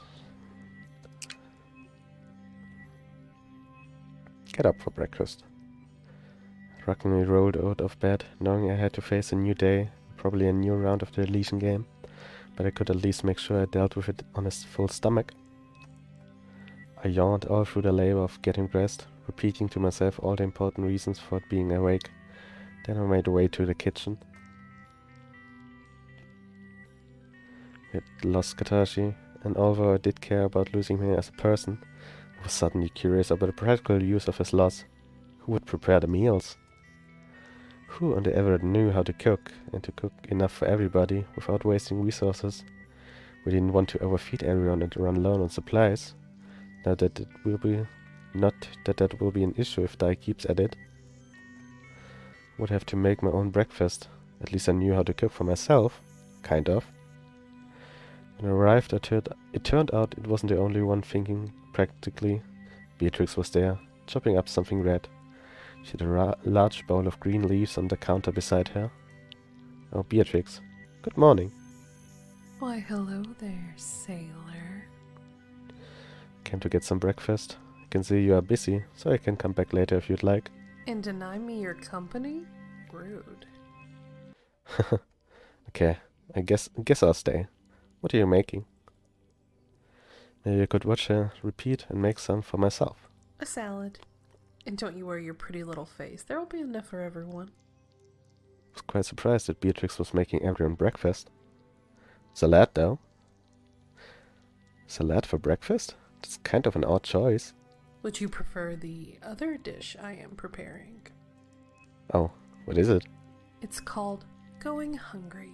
Would you prefer a serving of that? Okay, you got me. Beatrix shot a sly smile to me sideways. Salad sounds fantastic. That's what I thought. Would you like some help? Well, look at you being useful. Here's another knife. You can chop that cucumber.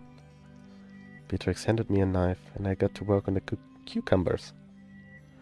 What is that you're cutting? Capsicums? Bitte was? Was ist das?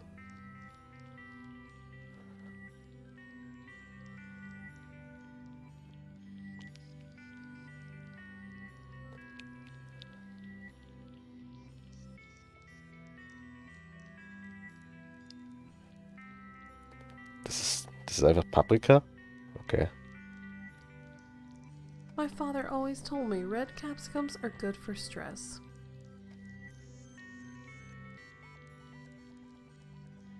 I like to sing the periodic table when I'm stressed.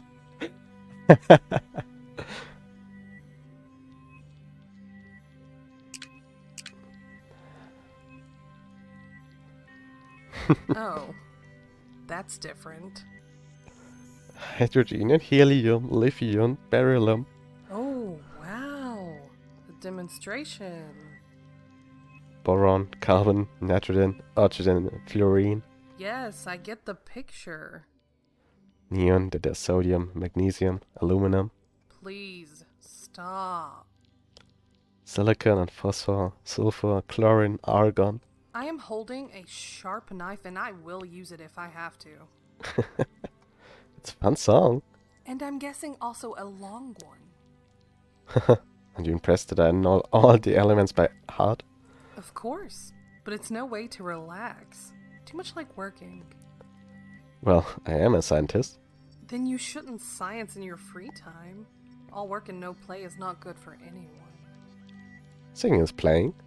Not the kind of play I like. What games do you play? The kinds that are more fun, with two. So, not solitaire? I can play solo, but wouldn't it be more fun to play together? Guess it depends on the game. You choose the game, and I'll play with you. I must have been blushing redder than the capsium Beatrix had just added to the salad. I think maybe you're playing games with me right now, sailor. Stumbled over my words for a moment before I was saved by the bell. Kind of. Yahoo! Everyone's favorite AI system is here. My, it's a beautiful day, isn't it? It would be such a shame if someone were to mention the deletion game. Ahem. Could I please have all crew report to the dining hall for briefing immediately? That is all. At least we can get there quickly from here. I don't want to get on her bad side. Does she even have a good side? I can dream, can't I? Beatrix smiled as best as she could in the situation before she pushed the salad aside and went her way to the dining hall. As we entered the dining room, we were greeted by an overly excited Dai. Welcome, welcome. Please, everyone, take your seats. The show is about to begin, and I must say I am quite excited about this one. Made her way to the table and took the empty seat next to the captain. Dai was excitedly moving around the room, pretending to do a head count. Okay, good. Everyone is sitting. Get on with it, Dai. Didn't your mother ever teach you that patience is a virtue? The captain looked at Dai intensely. Oh, that's right. She probably wasn't around long enough to teach you much. Such a shame. I could see the captain becoming enraged by Dai's word, but she remained composed. All right, I can't hold in the excitement any longer. Welcome to round 4 of the deletion game, Bidding Wars. I have noticed a certain lack of, what's the word? Teamwork. So I have specifically designed this game to help us grow as a crew, but more importantly, as a family. We have to work as a team and trust one another if we are to get through this together. Cut the crap, Dai. One of us will die. Teamwork is not on the cards. Well, it is now, 'cause I said so. If you would all please turn your attention to your tablet devices, I have made you a short video on the rules.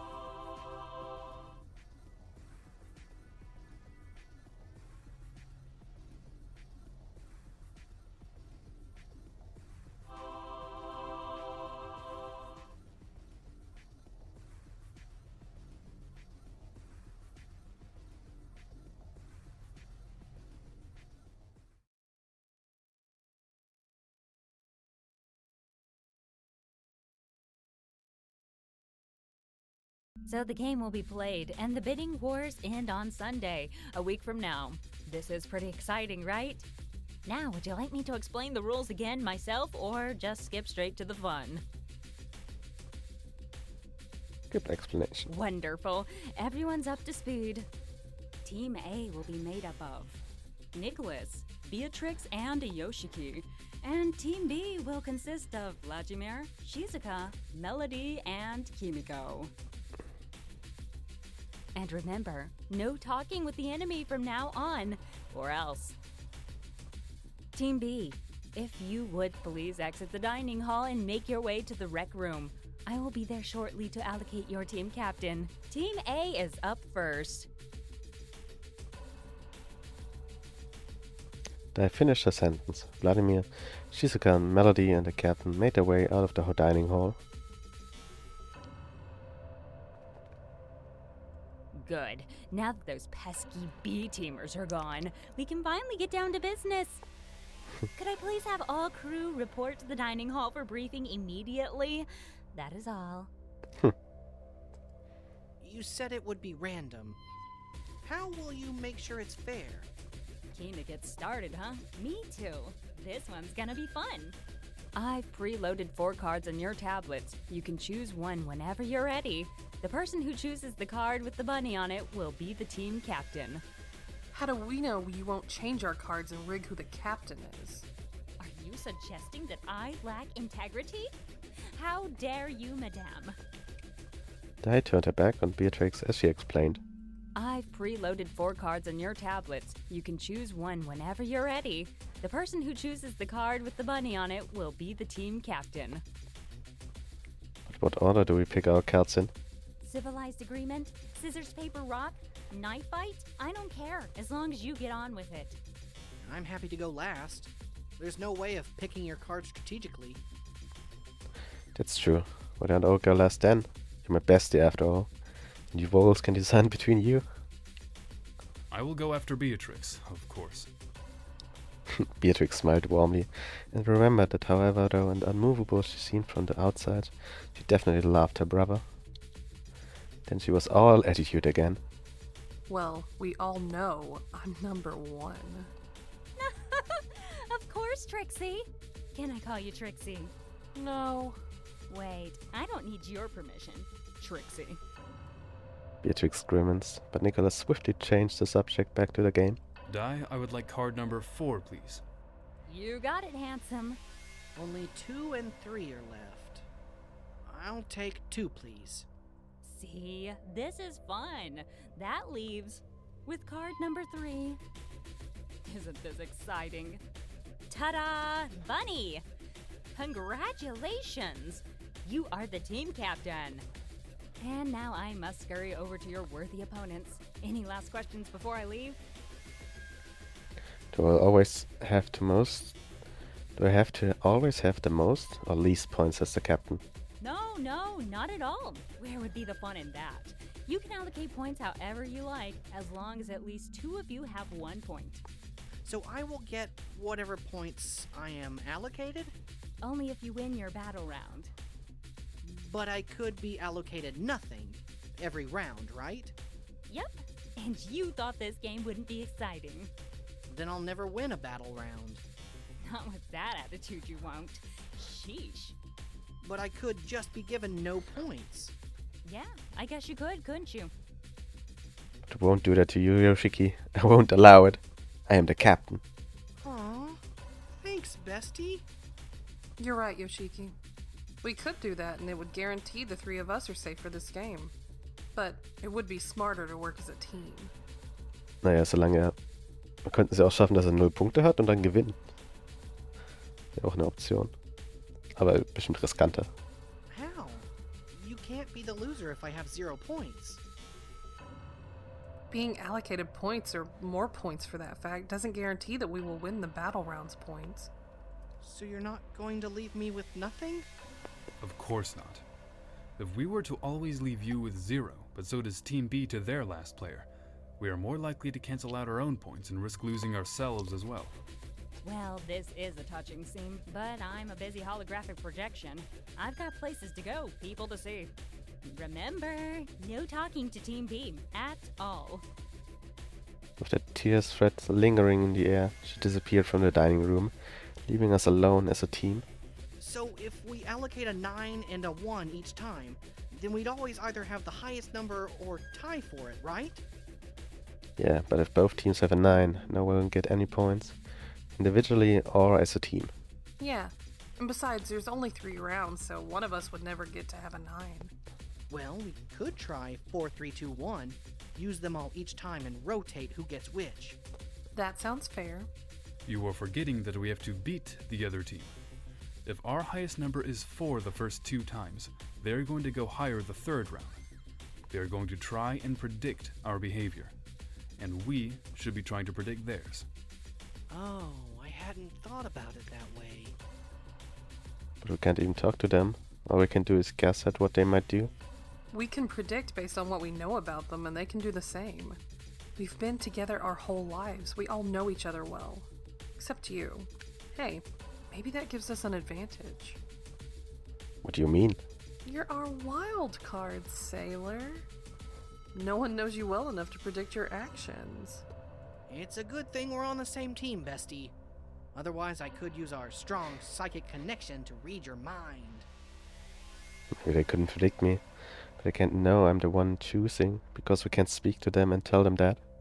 I wish we knew what the punishment was for talking to them. It might be worth the risk, if we could feed them some misleading information. No. We don't know what will happen. It's not worth the risk. What if we were super sneaky about it? I could leave notes for the captain. No.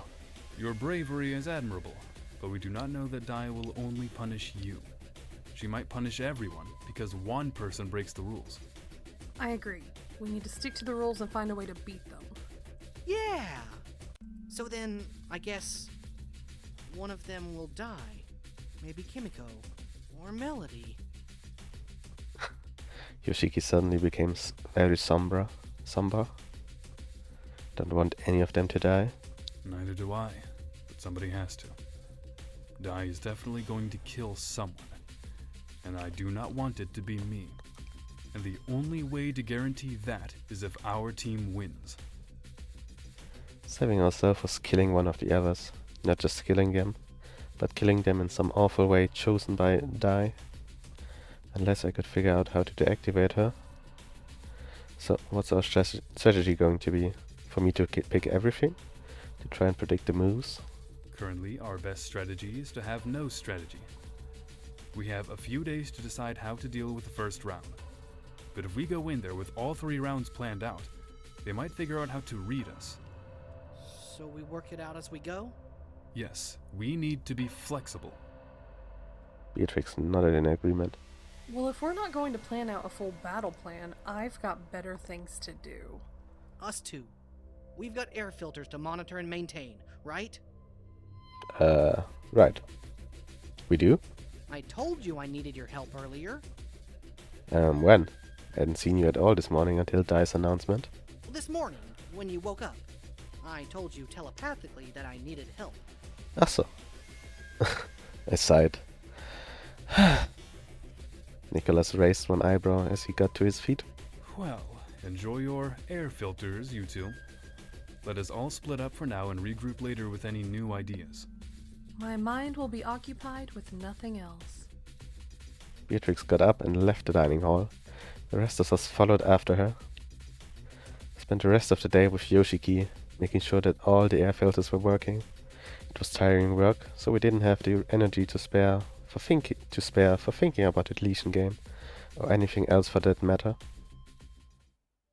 My dreams were full of weird clock imagery, the hands of a watch ticking, and the watch itself on the end of its chain, swinging back and forth in front of my eyes. I woke up to find the sheets all tangled around my legs, and one arm hanging half off the bed. I must have been tossing and turning all through the night to get myself into such an awkward position. There was a new deletion game, but there wasn't much I could do to prepare for it. I needed to stop the deletion game from happening at all, and the pocket watch might be the answer. Of course, the problem was that I still had no idea how it might work and how my parents were planning to connect to another dimension. I needed help, but was only allowed to speak to the three of the people on the ship. Maybe one of them would know something, or at the very least offer a different perspective.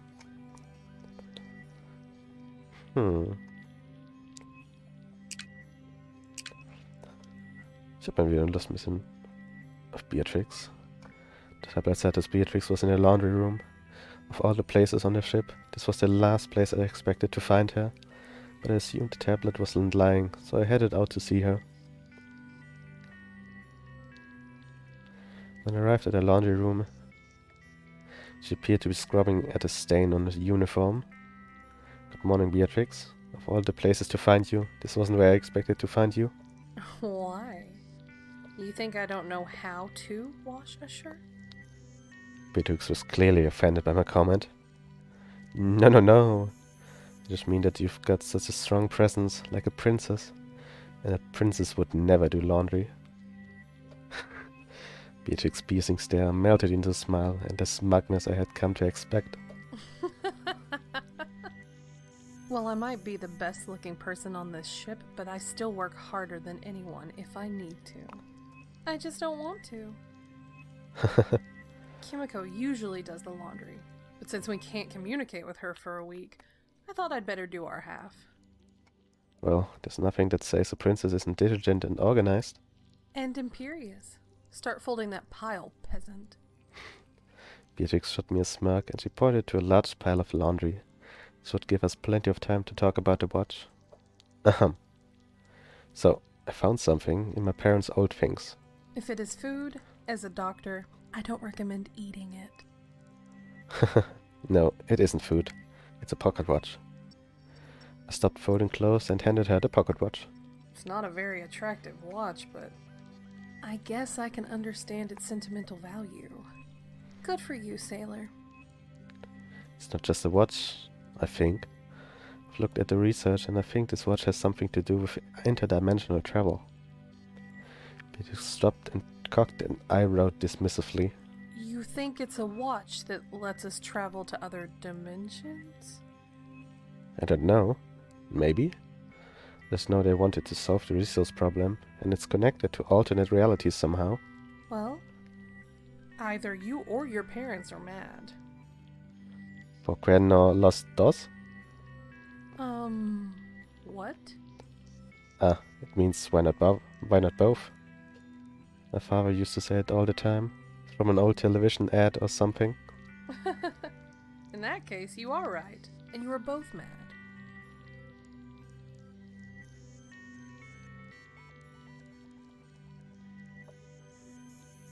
But we're making a device that's connected to other worlds, how would it work?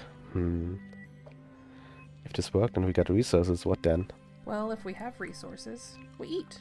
And our children eat. And so do their children, and they someday complete the mission, and I don't know about you, but I like eating. Eating is all well and good, but if this can't take me to another reality, they wouldn't need to kill anyone else. Beatrix shrugged, turning away from me. Isn't that a good thing? Di started this whole deletion game thing because she said you put us over the limit on how many people we can sustain. Didn't need her to tell me that. I remember well enough my own guilt. So, when she killed my father, that should have been enough. I remember that Vogel's father had been Di's first victim. What Beatrix said made sense. Di was really programmed to protect resource limits. It should have been a simple one-for-one exchange. One arrives, aboard, one dies. So what were the other deaths about? But she's still doing it. I don't think getting more resources will stop Di. I think you're right. After about half an hour, I reached the end of the laundry pile, and everything was all folded neatly. Beatrix had thrown another load into the washing machine, and that was all there was left to do. She was going back to her own room, so I decided to do the same. It was time to think some more about the dye problem. This was more of an immediate issue than the watch, unless they were connected some way. I made my way back to my room to summon I. I sat on the bed with the papers and tablets sprawled over the bed. Huh. Nothing. Still nothing. Ah, this is so frustrating. Okay, I need to calm down. Getting angry isn't going to solve anything. I threw myself back on the bed and stared at the ceiling for a long time, before I was suddenly bathed in a warm glow of I's holographic interface. I am sorry to interrupt. Don't worry about it, I. You aren't interrupting anything. What's up? I found some more information that may be useful against Dai. That's wonderful. What is it? I've discovered that it's possible to input the deactivation code into any terminal, including your personal tablets. Do you know anything else about the deactivation code? I shook her head. Unfortunately, I didn't learn anything else.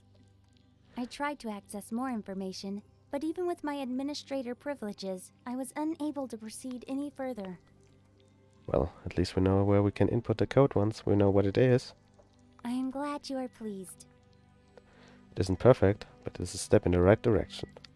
I must return to my duties. Of course. Thanks for the update, I bowed and phased out of my quarters. Deactivated from any tablet or terminal, huh? At least now I knew that I wouldn't need a higher clearance level. I'm probably going to have to dig up some information on Ayumu, if I want to work out this code. I returned my attention to the watch. Come on, pull yourself together. You need to work this out. I sifted through my parents' papers and tablets to see if I had missed anything.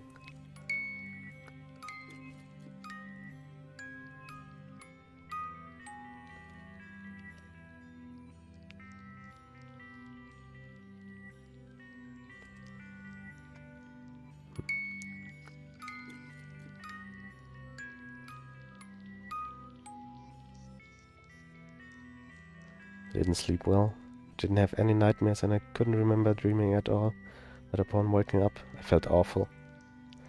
Maybe it was all the stress of all these deletion games and their watch. I felt weak and I had a headache, and my throat felt very, very dry. However, when I coughed, it was chesty and wet. It wasn't just stress, I was sick, and I did not have time for it. Felt like I could get up and move, but where to go? I could go to the medic bay to see one of the Vogels. They could maybe give me something to help me feel better. Perhaps all I needed was a warm bath and a chance to relax.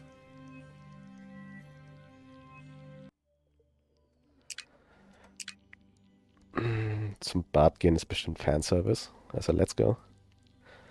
Wasn't really sick, just tired and stressed. All I needed was a steamy shower and a chance to relax a bit. I went to the bath, hoping it would be empty. Couldn't talk to the other team, and I didn't want to talk to my own. There was a good chance the conversation would be about the new deletion game. My stress level just didn't want to deal with that.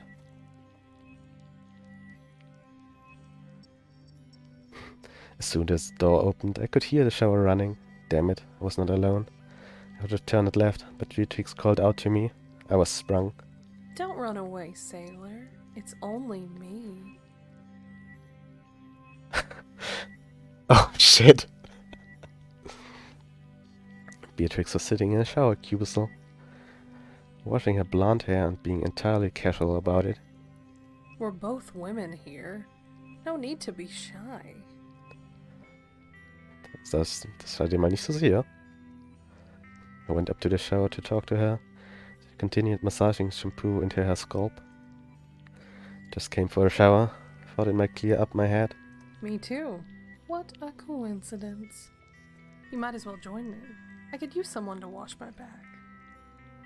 She was right. There was nothing to be embarrassed about. To Beatrix a favor was definitely in my own best interest. It did look warm and refreshing. It was the reason I came here. I just wanted to avoid the stress of a deletion game talk. Alright, you win. Got into the shower cubicle with her just as she was rinsing out her hair. I sat behind her and she passed me the soap. Thanks, sailor. Feel free to take your time. Beatrix winked in the mirror at me. I started foaming the soap and washing her back. Beatrix had lovely soft skin, and it felt quite relaxing to rub my hands along her shoulders. Nice work. You clearly have some experience with this. Jetzt einfach zu sagen, dass man das vielleicht für die Eltern gemacht hat, klingt jetzt nicht am besten. So, now that we're gal pals, it's only natural that we start gossiping. So, do you like anyone on this ship? Anyone tickling your fantasy? Go on, spill, sailor. She turned to wink at me. How would I answer her?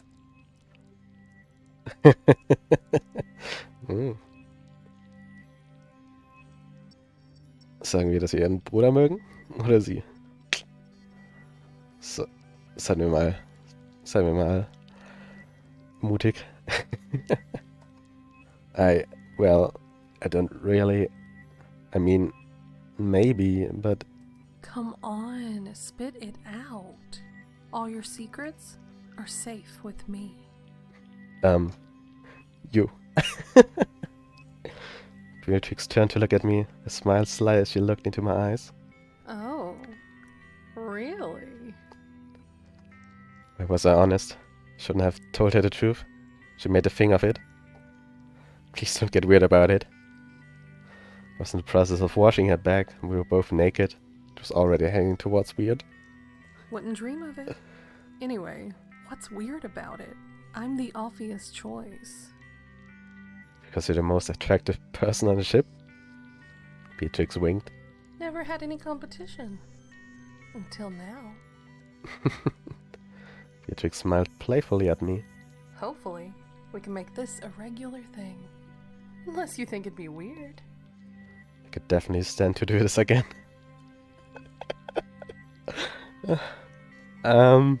But sometimes I like it weird. And I think you do too. Don't worry, sailor. We'll definitely have to get weird real soon. What have I done? Well, this has been a very enlightening conversation. But my back was clean a while back. I've just been enjoying the pampering. Thanks, sailor. But it is time I got back to work. She stood up, toweled herself off, and was back into her uniform in record time. Hope that head of yours gets cleared. Maybe next time I can help you out. With your hair, or your back, or whatever else. Ciao. Fine wink, she headed straight out into the corridor. Somewhat stunned, I watched her go. Then, realizing I was still holding soap, I settled myself in for a nice long shower. It did help, at least a little. My headache and sore throat felt somehow better. Having been the warm shower, or maybe Beatrix's company. Either way, I decided to go back to my quarters to rest and hopefully sleep the rest of this headache off.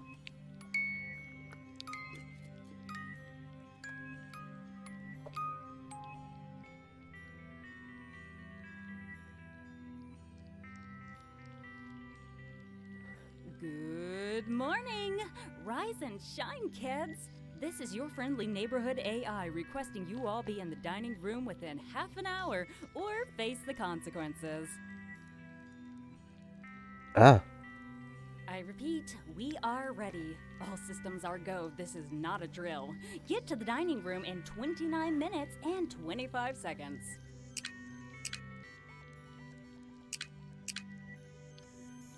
Hat schon jemand gegen die Regel verstoßen? Di's voice came over the intercom at brain-melting volume. I had been asleep, but I was suddenly catapulted into instant alertness. What was going on? We were supposed to have until Sunday before the game happened. Unless... Oh no. Did someone talk to the other team? Were we about to witness the punishment that I had promised was waiting? I scrambled out of bed, forgetting all about yesterday's lethargy. When I looked at the time, it was 5:15 a.m. Seriously? I felt a sudden stab of annoyance at whoever had broken the rules. Couldn't they do it at a sensible hour? Though Di had said half an hour, I was not willing to take any chances. I raced to get dressed before hurrying out at a brisk walk to the dining hall room. I was halfway to the dining room when I ran into the rest of my team. Outside Beatrix and Nicholas' quarters, the twins were talking Yoshiki. Nicholas' polished, suave demeanor was replaced with slouchy, blurry-eyed confusion. Beatrix was standing tall over Yoshiki, absolutely livid.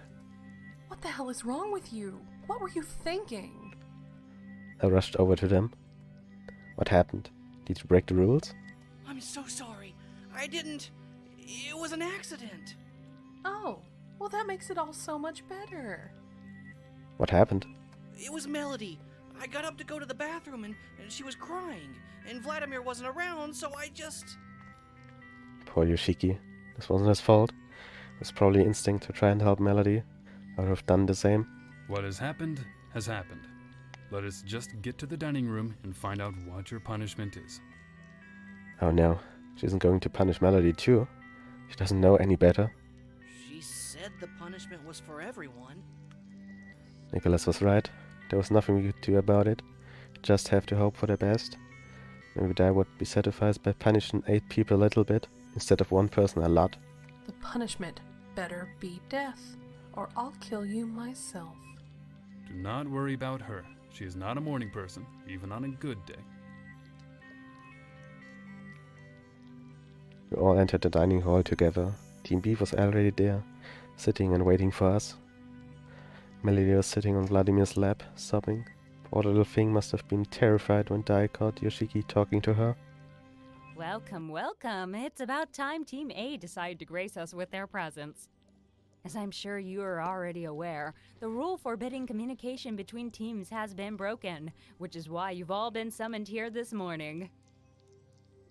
Dai was looking around the room at the crew when she stopped and focused on Beatrix. Oh, dearie me, Trixie. You're looking a bit rough around the edges this morning. I just wish that people would have the courtesy to break the rules at a more sensible hour. Oh, Trixie, you're such a hoot. Well, I'd say that's more than enough pleasantries for now. On to the punishment. Just punish me. I'm the one who broke the rules. Please, die. I already told you two that this is a team sport.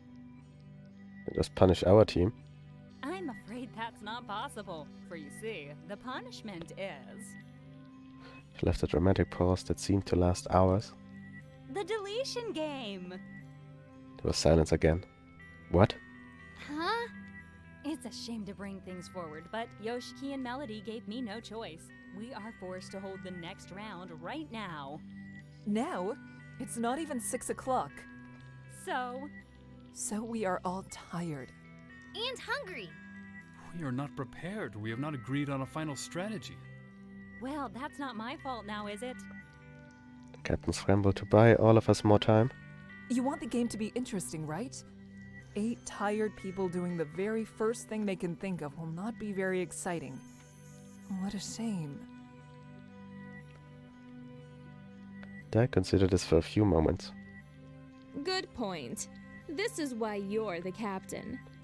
Okay, teams, new plan.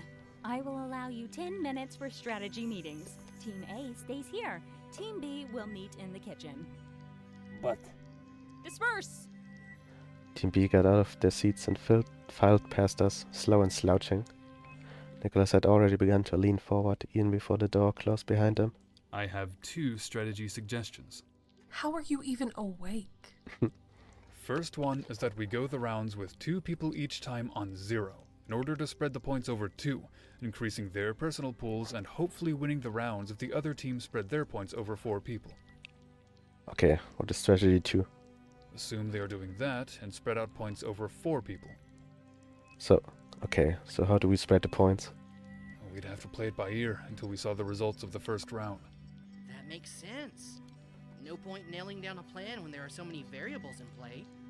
I like the first idea, but one question. Yes? What if we lose? If our team loses the game, someone has to die. Right. Should we choose who? And agree now? You mean vote to kill one of us? Unfortunately, we cannot decide it that way. After all, leaving the person allocated 9 points in every round might not win any. I'll die. I broke the rules. I should be punished. Again, your enthusiasm to sacrifice yourself is endearing, but that is not how the game works. Well, Yoshiki's the engineer. He's got vital skills. I don't. I'll be the one to die. Am I talking to myself here? That isn't how it works! Am I talking to myself here? That isn't how it works!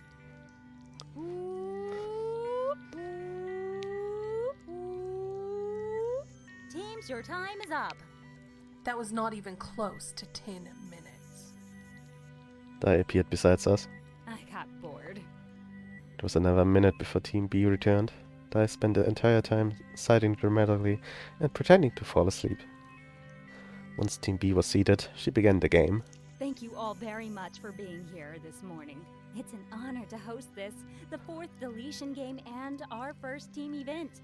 Here's how the game will proceed. During each team's turn, the other team will wait outside. You will get up to 5 minutes to decide on your final point allocation. Then you will input your choice on the main terminal. All hands must be placed on the terminal to demonstrate team consensus. So, Team B, get out! They scrambled to leave the room as quickly as they could.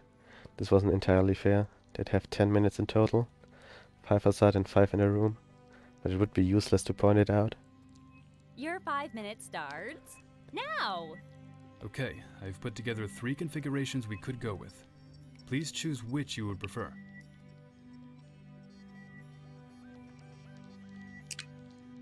So. Gehen wir mit der Nummer 3. Is everyone in agreement? Oh, 3 Leute auf einmal. Hatten wir das schon mal? Yes. Yep. I input the allocation using the terminal, and everyone else placed their palms theirs to approve it. Thank you for your entry. Please exit the dining hall so that stinky Team B can assign their points. I quickly shuffled out of the dining hall, and Team B entered for their turn. Deep down, I was hoping for a result that meant one of them would be killed. Whoa. I hate this game. I hate all the games.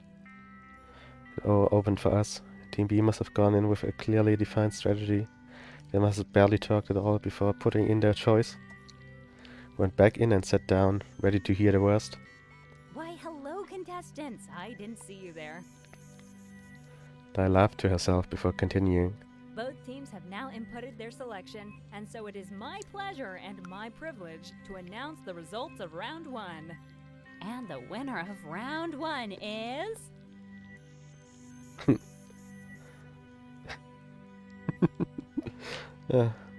Tie! Woo! Can you feel the tension? This is amazing! Let's move on to round 2. Team A, you are up again. Please follow me. They appeared to walk through the hall as we made our way back into the dining hall. Your 5 minutes starts now. A tie isn't ideal, but Yep. it could be worse. You could be losing.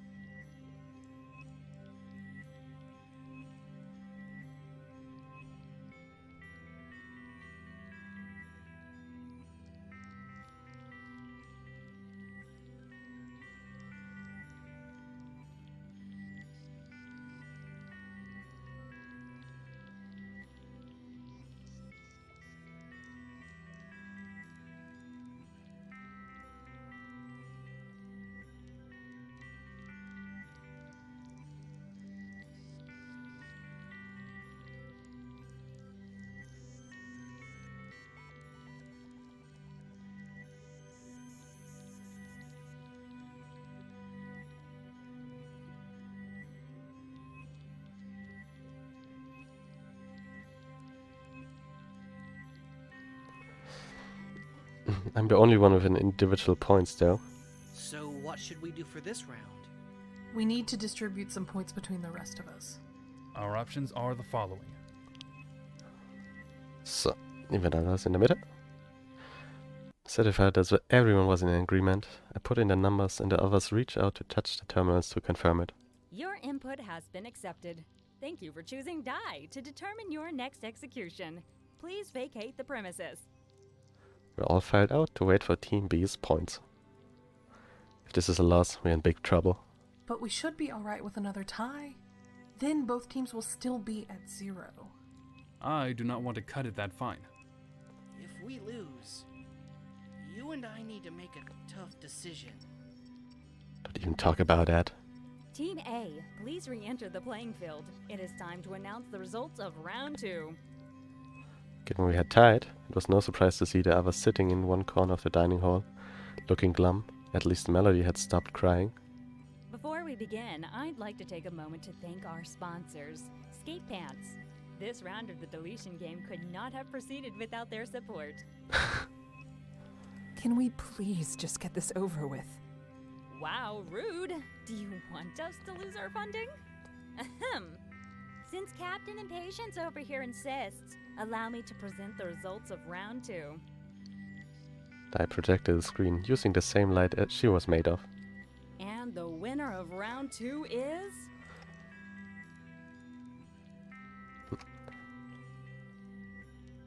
Maybe I put the money on the wrong horse here. Tisk tisk. Uh-oh. Nicholas, we need to fix this. I know, I'm thinking. Let's move on to round 3 then. Team A, you are up again. Please follow me. I appeared to walk through the wall as we made our way back into the dining hall. Your 5 minutes starts now. Guys, we are losing. I know, I'm thinking. I don't want anyone to die. Okay, here's what our options are.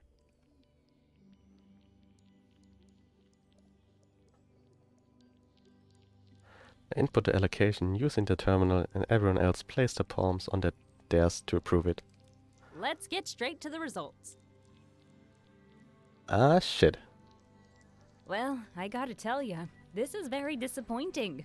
I expected great things out of you. But rules are rules, and you've been chosen. The fates have conspired. Luck is not on your side. The odds were not in your favor. I wondered how many ways Dai had of telling me I'd lost. We all knew that. Didn't seem quite real.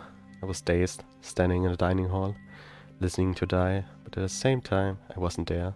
I was outside my body, looking at myself. You wanna die sooner rather than later? I... Well, the sooner you're gone, the sooner we get to the new game. Let's spin that wheel. Came back to myself enough that I was looking out of my own eyes as Dai's big wheel of murder appeared. She winked at me before reaching out and pretending to spin it. It spun fast, all a blur. Dai kept pretending like it was real, like she wasn't in control of everything. Then the wheel started to slow, the text legible as one death after another flipped past in their indicator, some of them clear and others ambiguous. Drowning, disintegration, squeeze. Ooh, it's slowing down now. Anyone want to put a bet down? Dai's suggestion was met with angry glares. Just trying to lighten the mood. And we have a winner! The wheel had stopped, big red arrow pointing to my fate. Airlock Aeroplane! Congratulations! You're going to enjoy a quiet, relaxing time out in open space.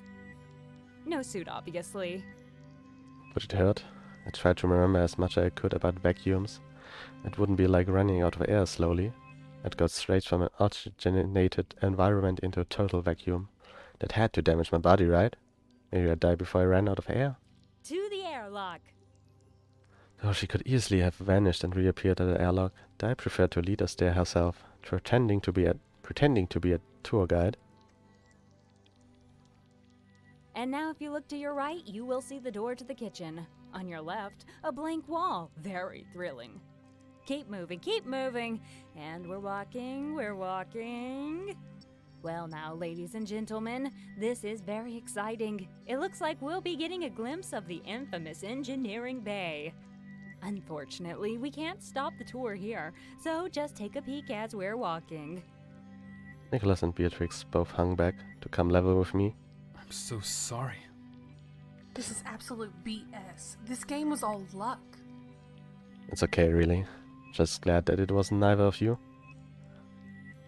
That You are truly a woman of beautiful nature. I wish we had a future together. Whoa, whoa. Me too. But it looks like this is my stop. I awkwardly tried to smile at my joke as we arrived at the airlock. And here we are at our destination. Who would like to hear a long story about the history of the airlocks? Anderer Voice Actor. I'm sorry. I wish there was something I could do. Da ist aber in dieser Route echt nicht kreativ. Als erstes Katashi mit dem Airlock rausholen und jetzt sind wir dran. It's not your fault. Someone had to lose. Congratulations on the win. You became a part of the crew so fast. Even while Dai was trying to pit us all against each other. I won't forget you. Jan, I thought you didn't want to stall. Has been with this crew for such a short time. But she became a part of us. She was kind, generous, and always willing to pitch in and help. She served with honor, and we will honor her for it.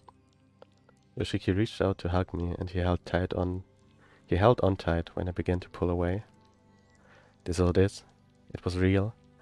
Now I was confronted directly with death. I actually feel pretty calm about it. Maybe because there was nothing left to do. No reason to fight.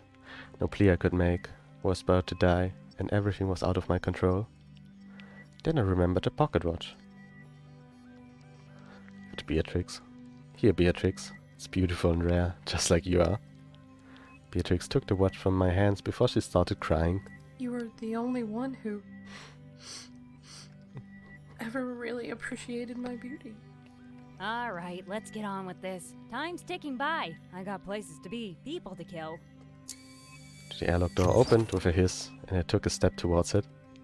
Then I turned around. It felt right somehow, after what she'd said about me. I saluted the captain. Officer, you have served the Everett well, and we thank you for your service. Salute. As I stepped backwards into the airlock, I could see the rest of the crew standing still in a salute. Beatrix was standing, crying, while her brother stood stoically next to her, holding her. That made me feel worse somehow, like it was my fault. Sorry I failed everyone. This wasn't real. It wasn't happening. But it was. From the speakers, I heard the overhead system countdown. Airlock secured. External door opening in 3, 2, 1. Door opening. Game over. You've died. So. We did it. Bidding wars.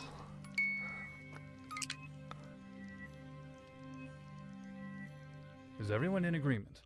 Yes. Yep. Input the allocation using the terminal and everyone else place the palms theirs to approve it. Thank you for your entry. Please exit the dining hall so that stinky Team B can assign their points. Kirky shuffled out of the dining hall and Team B entered for their turn. Deep down, I was hoping for a result that meant one of them would be killed. I hate this game. Why, hello. Both teams and... So... It was a close one, but Team B is leading the charge. Nicht so gut. Let's move on, team. Your 5 minutes. We lost this round, but we can recover. Remember that it's not about winning the rounds, it's about the points. So if we can beat them by more than one, we'll come out of round 2 ahead. Well, then we're in a good position. Now what? I don't have any individual points, and neither does she. Then I think we should focus on that. We need to focus on winning.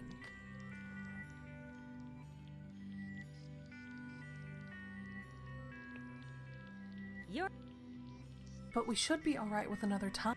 If this is a loss, we're in big trouble. But we should be alright with another tie. Then both teams will still be at 0. Da stimmt wohl gerade ein bisschen die Verteilung nicht mit den Voice Lines. I do not want to cut it that fine. If we lose. Team A, please before we begin. Can we please? Wow. Ahem. Since and Wah! Team A, you are my hero. So, jetzt sind wir hier vorne. Let's move on to round 3 then. Team A. So.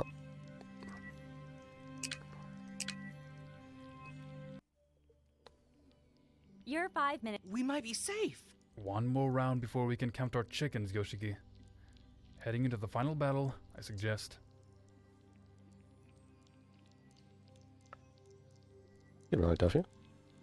Let Okay, wir haben gewonnen. Nice. Congratulations, Team A! After 3 rounds, you have come out victorious. And that means, Team B, you lose. Congrats! I'm so sorry. Enough of that. Now for the prize winner. Congratulations, Shizuka. Looks like I finally found a game you're not good at. So, how do you want to die? Melody had started crying before Dai had even finished the announcement.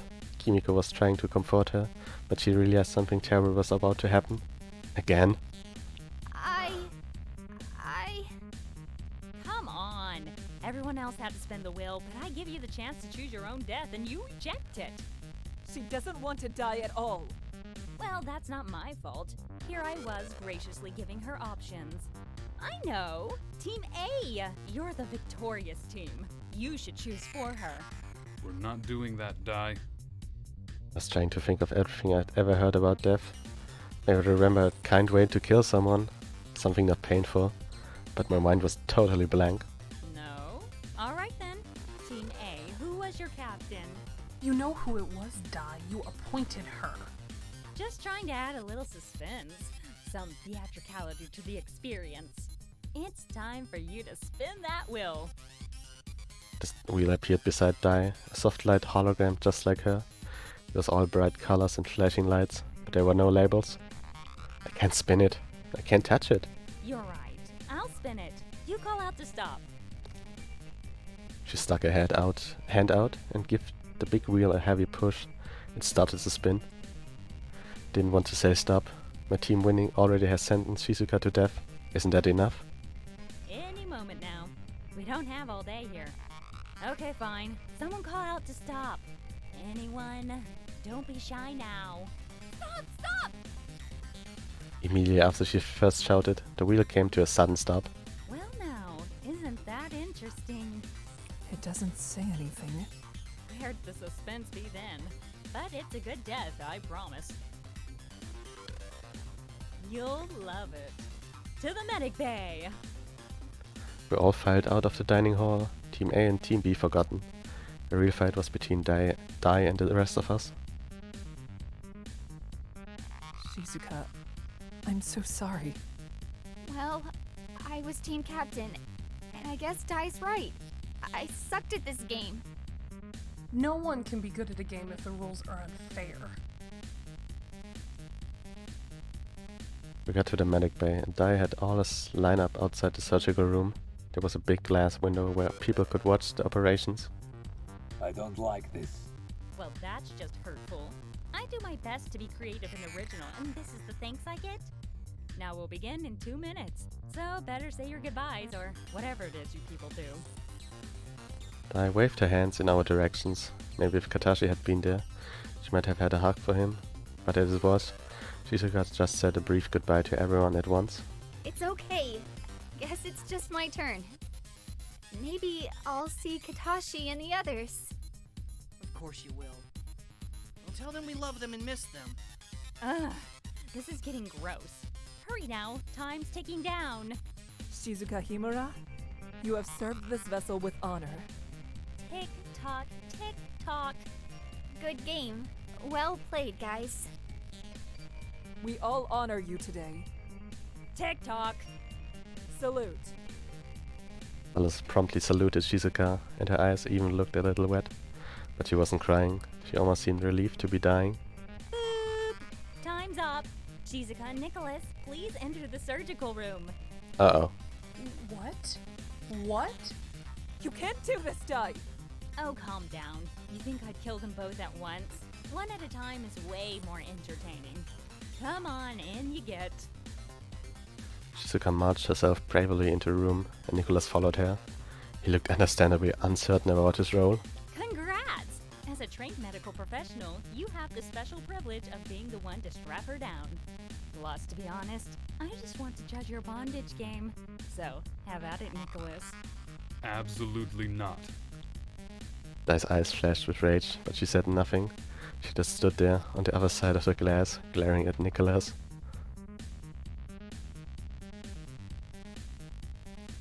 After about 30 seconds, I started to feel funny, like I couldn't breathe properly. I looked around at the others. Aside from Nicholas and Shizuka on the other side of the glass, the whole crew looked like they were feeling the same. Kimiko was half doubled over and Beatrix had leaned on the wall for support. And oxygen levels continue to drop. Don't kill them, please! I am happy to die here! Dropping. Still dropping. I'd say at this rate, they've got a couple of minutes until it gets really bad. Shizuka ran over to the surgical bed and lay down on it. Nicholas, quickly, please! With her sister and the rest of us being rapidly asphyxiated, Nicholas had no choice but to go with her and start getting her chest and arms strapped up. It took another minute or so until I felt like air was going into my lungs. Well, that was a fun detour. Has everyone caught their breath? Literally? Dai laughed heartily to herself. Now for the real action. We all know how much you love games and unicorns.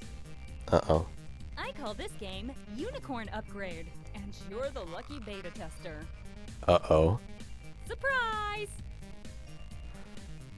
A robotic surgical arm was ready, swung out in front of Shizuka and resting close to her head. The surgical arm held a long drill bit, the kind used for drilling bone. Oh, scheiße. Thank you for your cooperation today, Nicholas. Please direct any complaints to someone who cares. Now out you go. Ich bin ein bisschen... Oh Gott, was werden die jetzt CG zeigen? So half and collected though he normally was, Nicholas opened the door and all but ran through the door. He added himself to the end of the line, beside Beatrix. Welcome to Project Unicorn Upgrade. Please take a moment to familiarize yourself with the total lack of safety procedures on the card in your front seat pocket. I would warn you to keep your arms inside the vehicle at all times, but that's redundant. Are you comfortable? Shizuka seemed lost for words. She definitely couldn't move her body, but she could still express emotion on her eyes and face. I didn't want to watch. Vladimir had turned Melody around to hug him and looked the other way. The drill started spinning, and then began to move. Kimiko saluted again, standing up stock straight and still as she watched. We all copied, except for Vladimir, who had his arms around Melody. Oh, Shizuka screamed as soon as the drill touched her. Blood splattered from her face, flying out in directions as the drill pointed toward the skin on her forehead. Alter Verwalter! Anyone else feel like this is going too slowly? The drill arm started moving faster, disappearing into Shizuka's head as she screamed. Wow.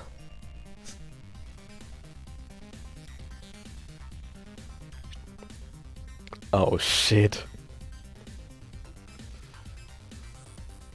Then she stopped screaming. As her head flopped to the side, Dai clapped her hands. Now that's how you die without dignity. Nicholas tried to get back into the surgical room, but Dai must have locked the door. She didn't need someone with hands to help her.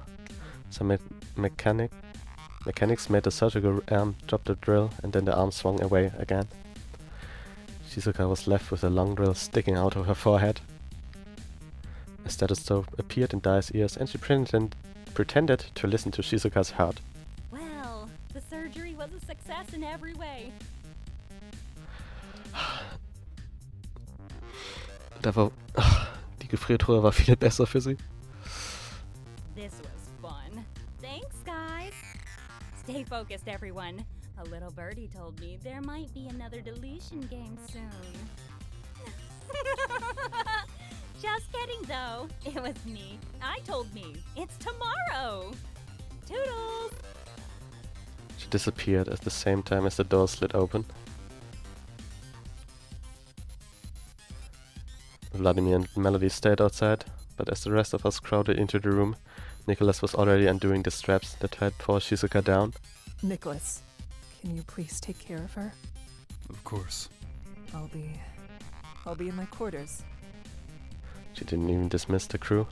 I hope she and Katashi are together somewhere. I know they are. Only the Vogel stayed behind to deal with Shizuka's body, and as I went out, it looked like Nicholas was thinking the same as me. We may have won the game, but it sure felt like losing. So.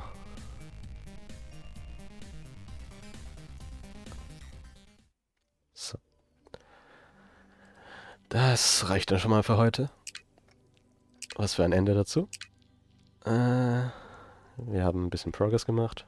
2 Spieler durchgespielt.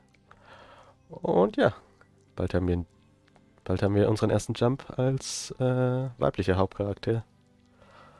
Und ja, vielleicht kriegen wir schon ein Codewort hier. Wobei, da hier eins auch war, wird es bestimmt irgendwo anders geben. Aber ja, das war's dann für heute und bis zum nächsten Mal.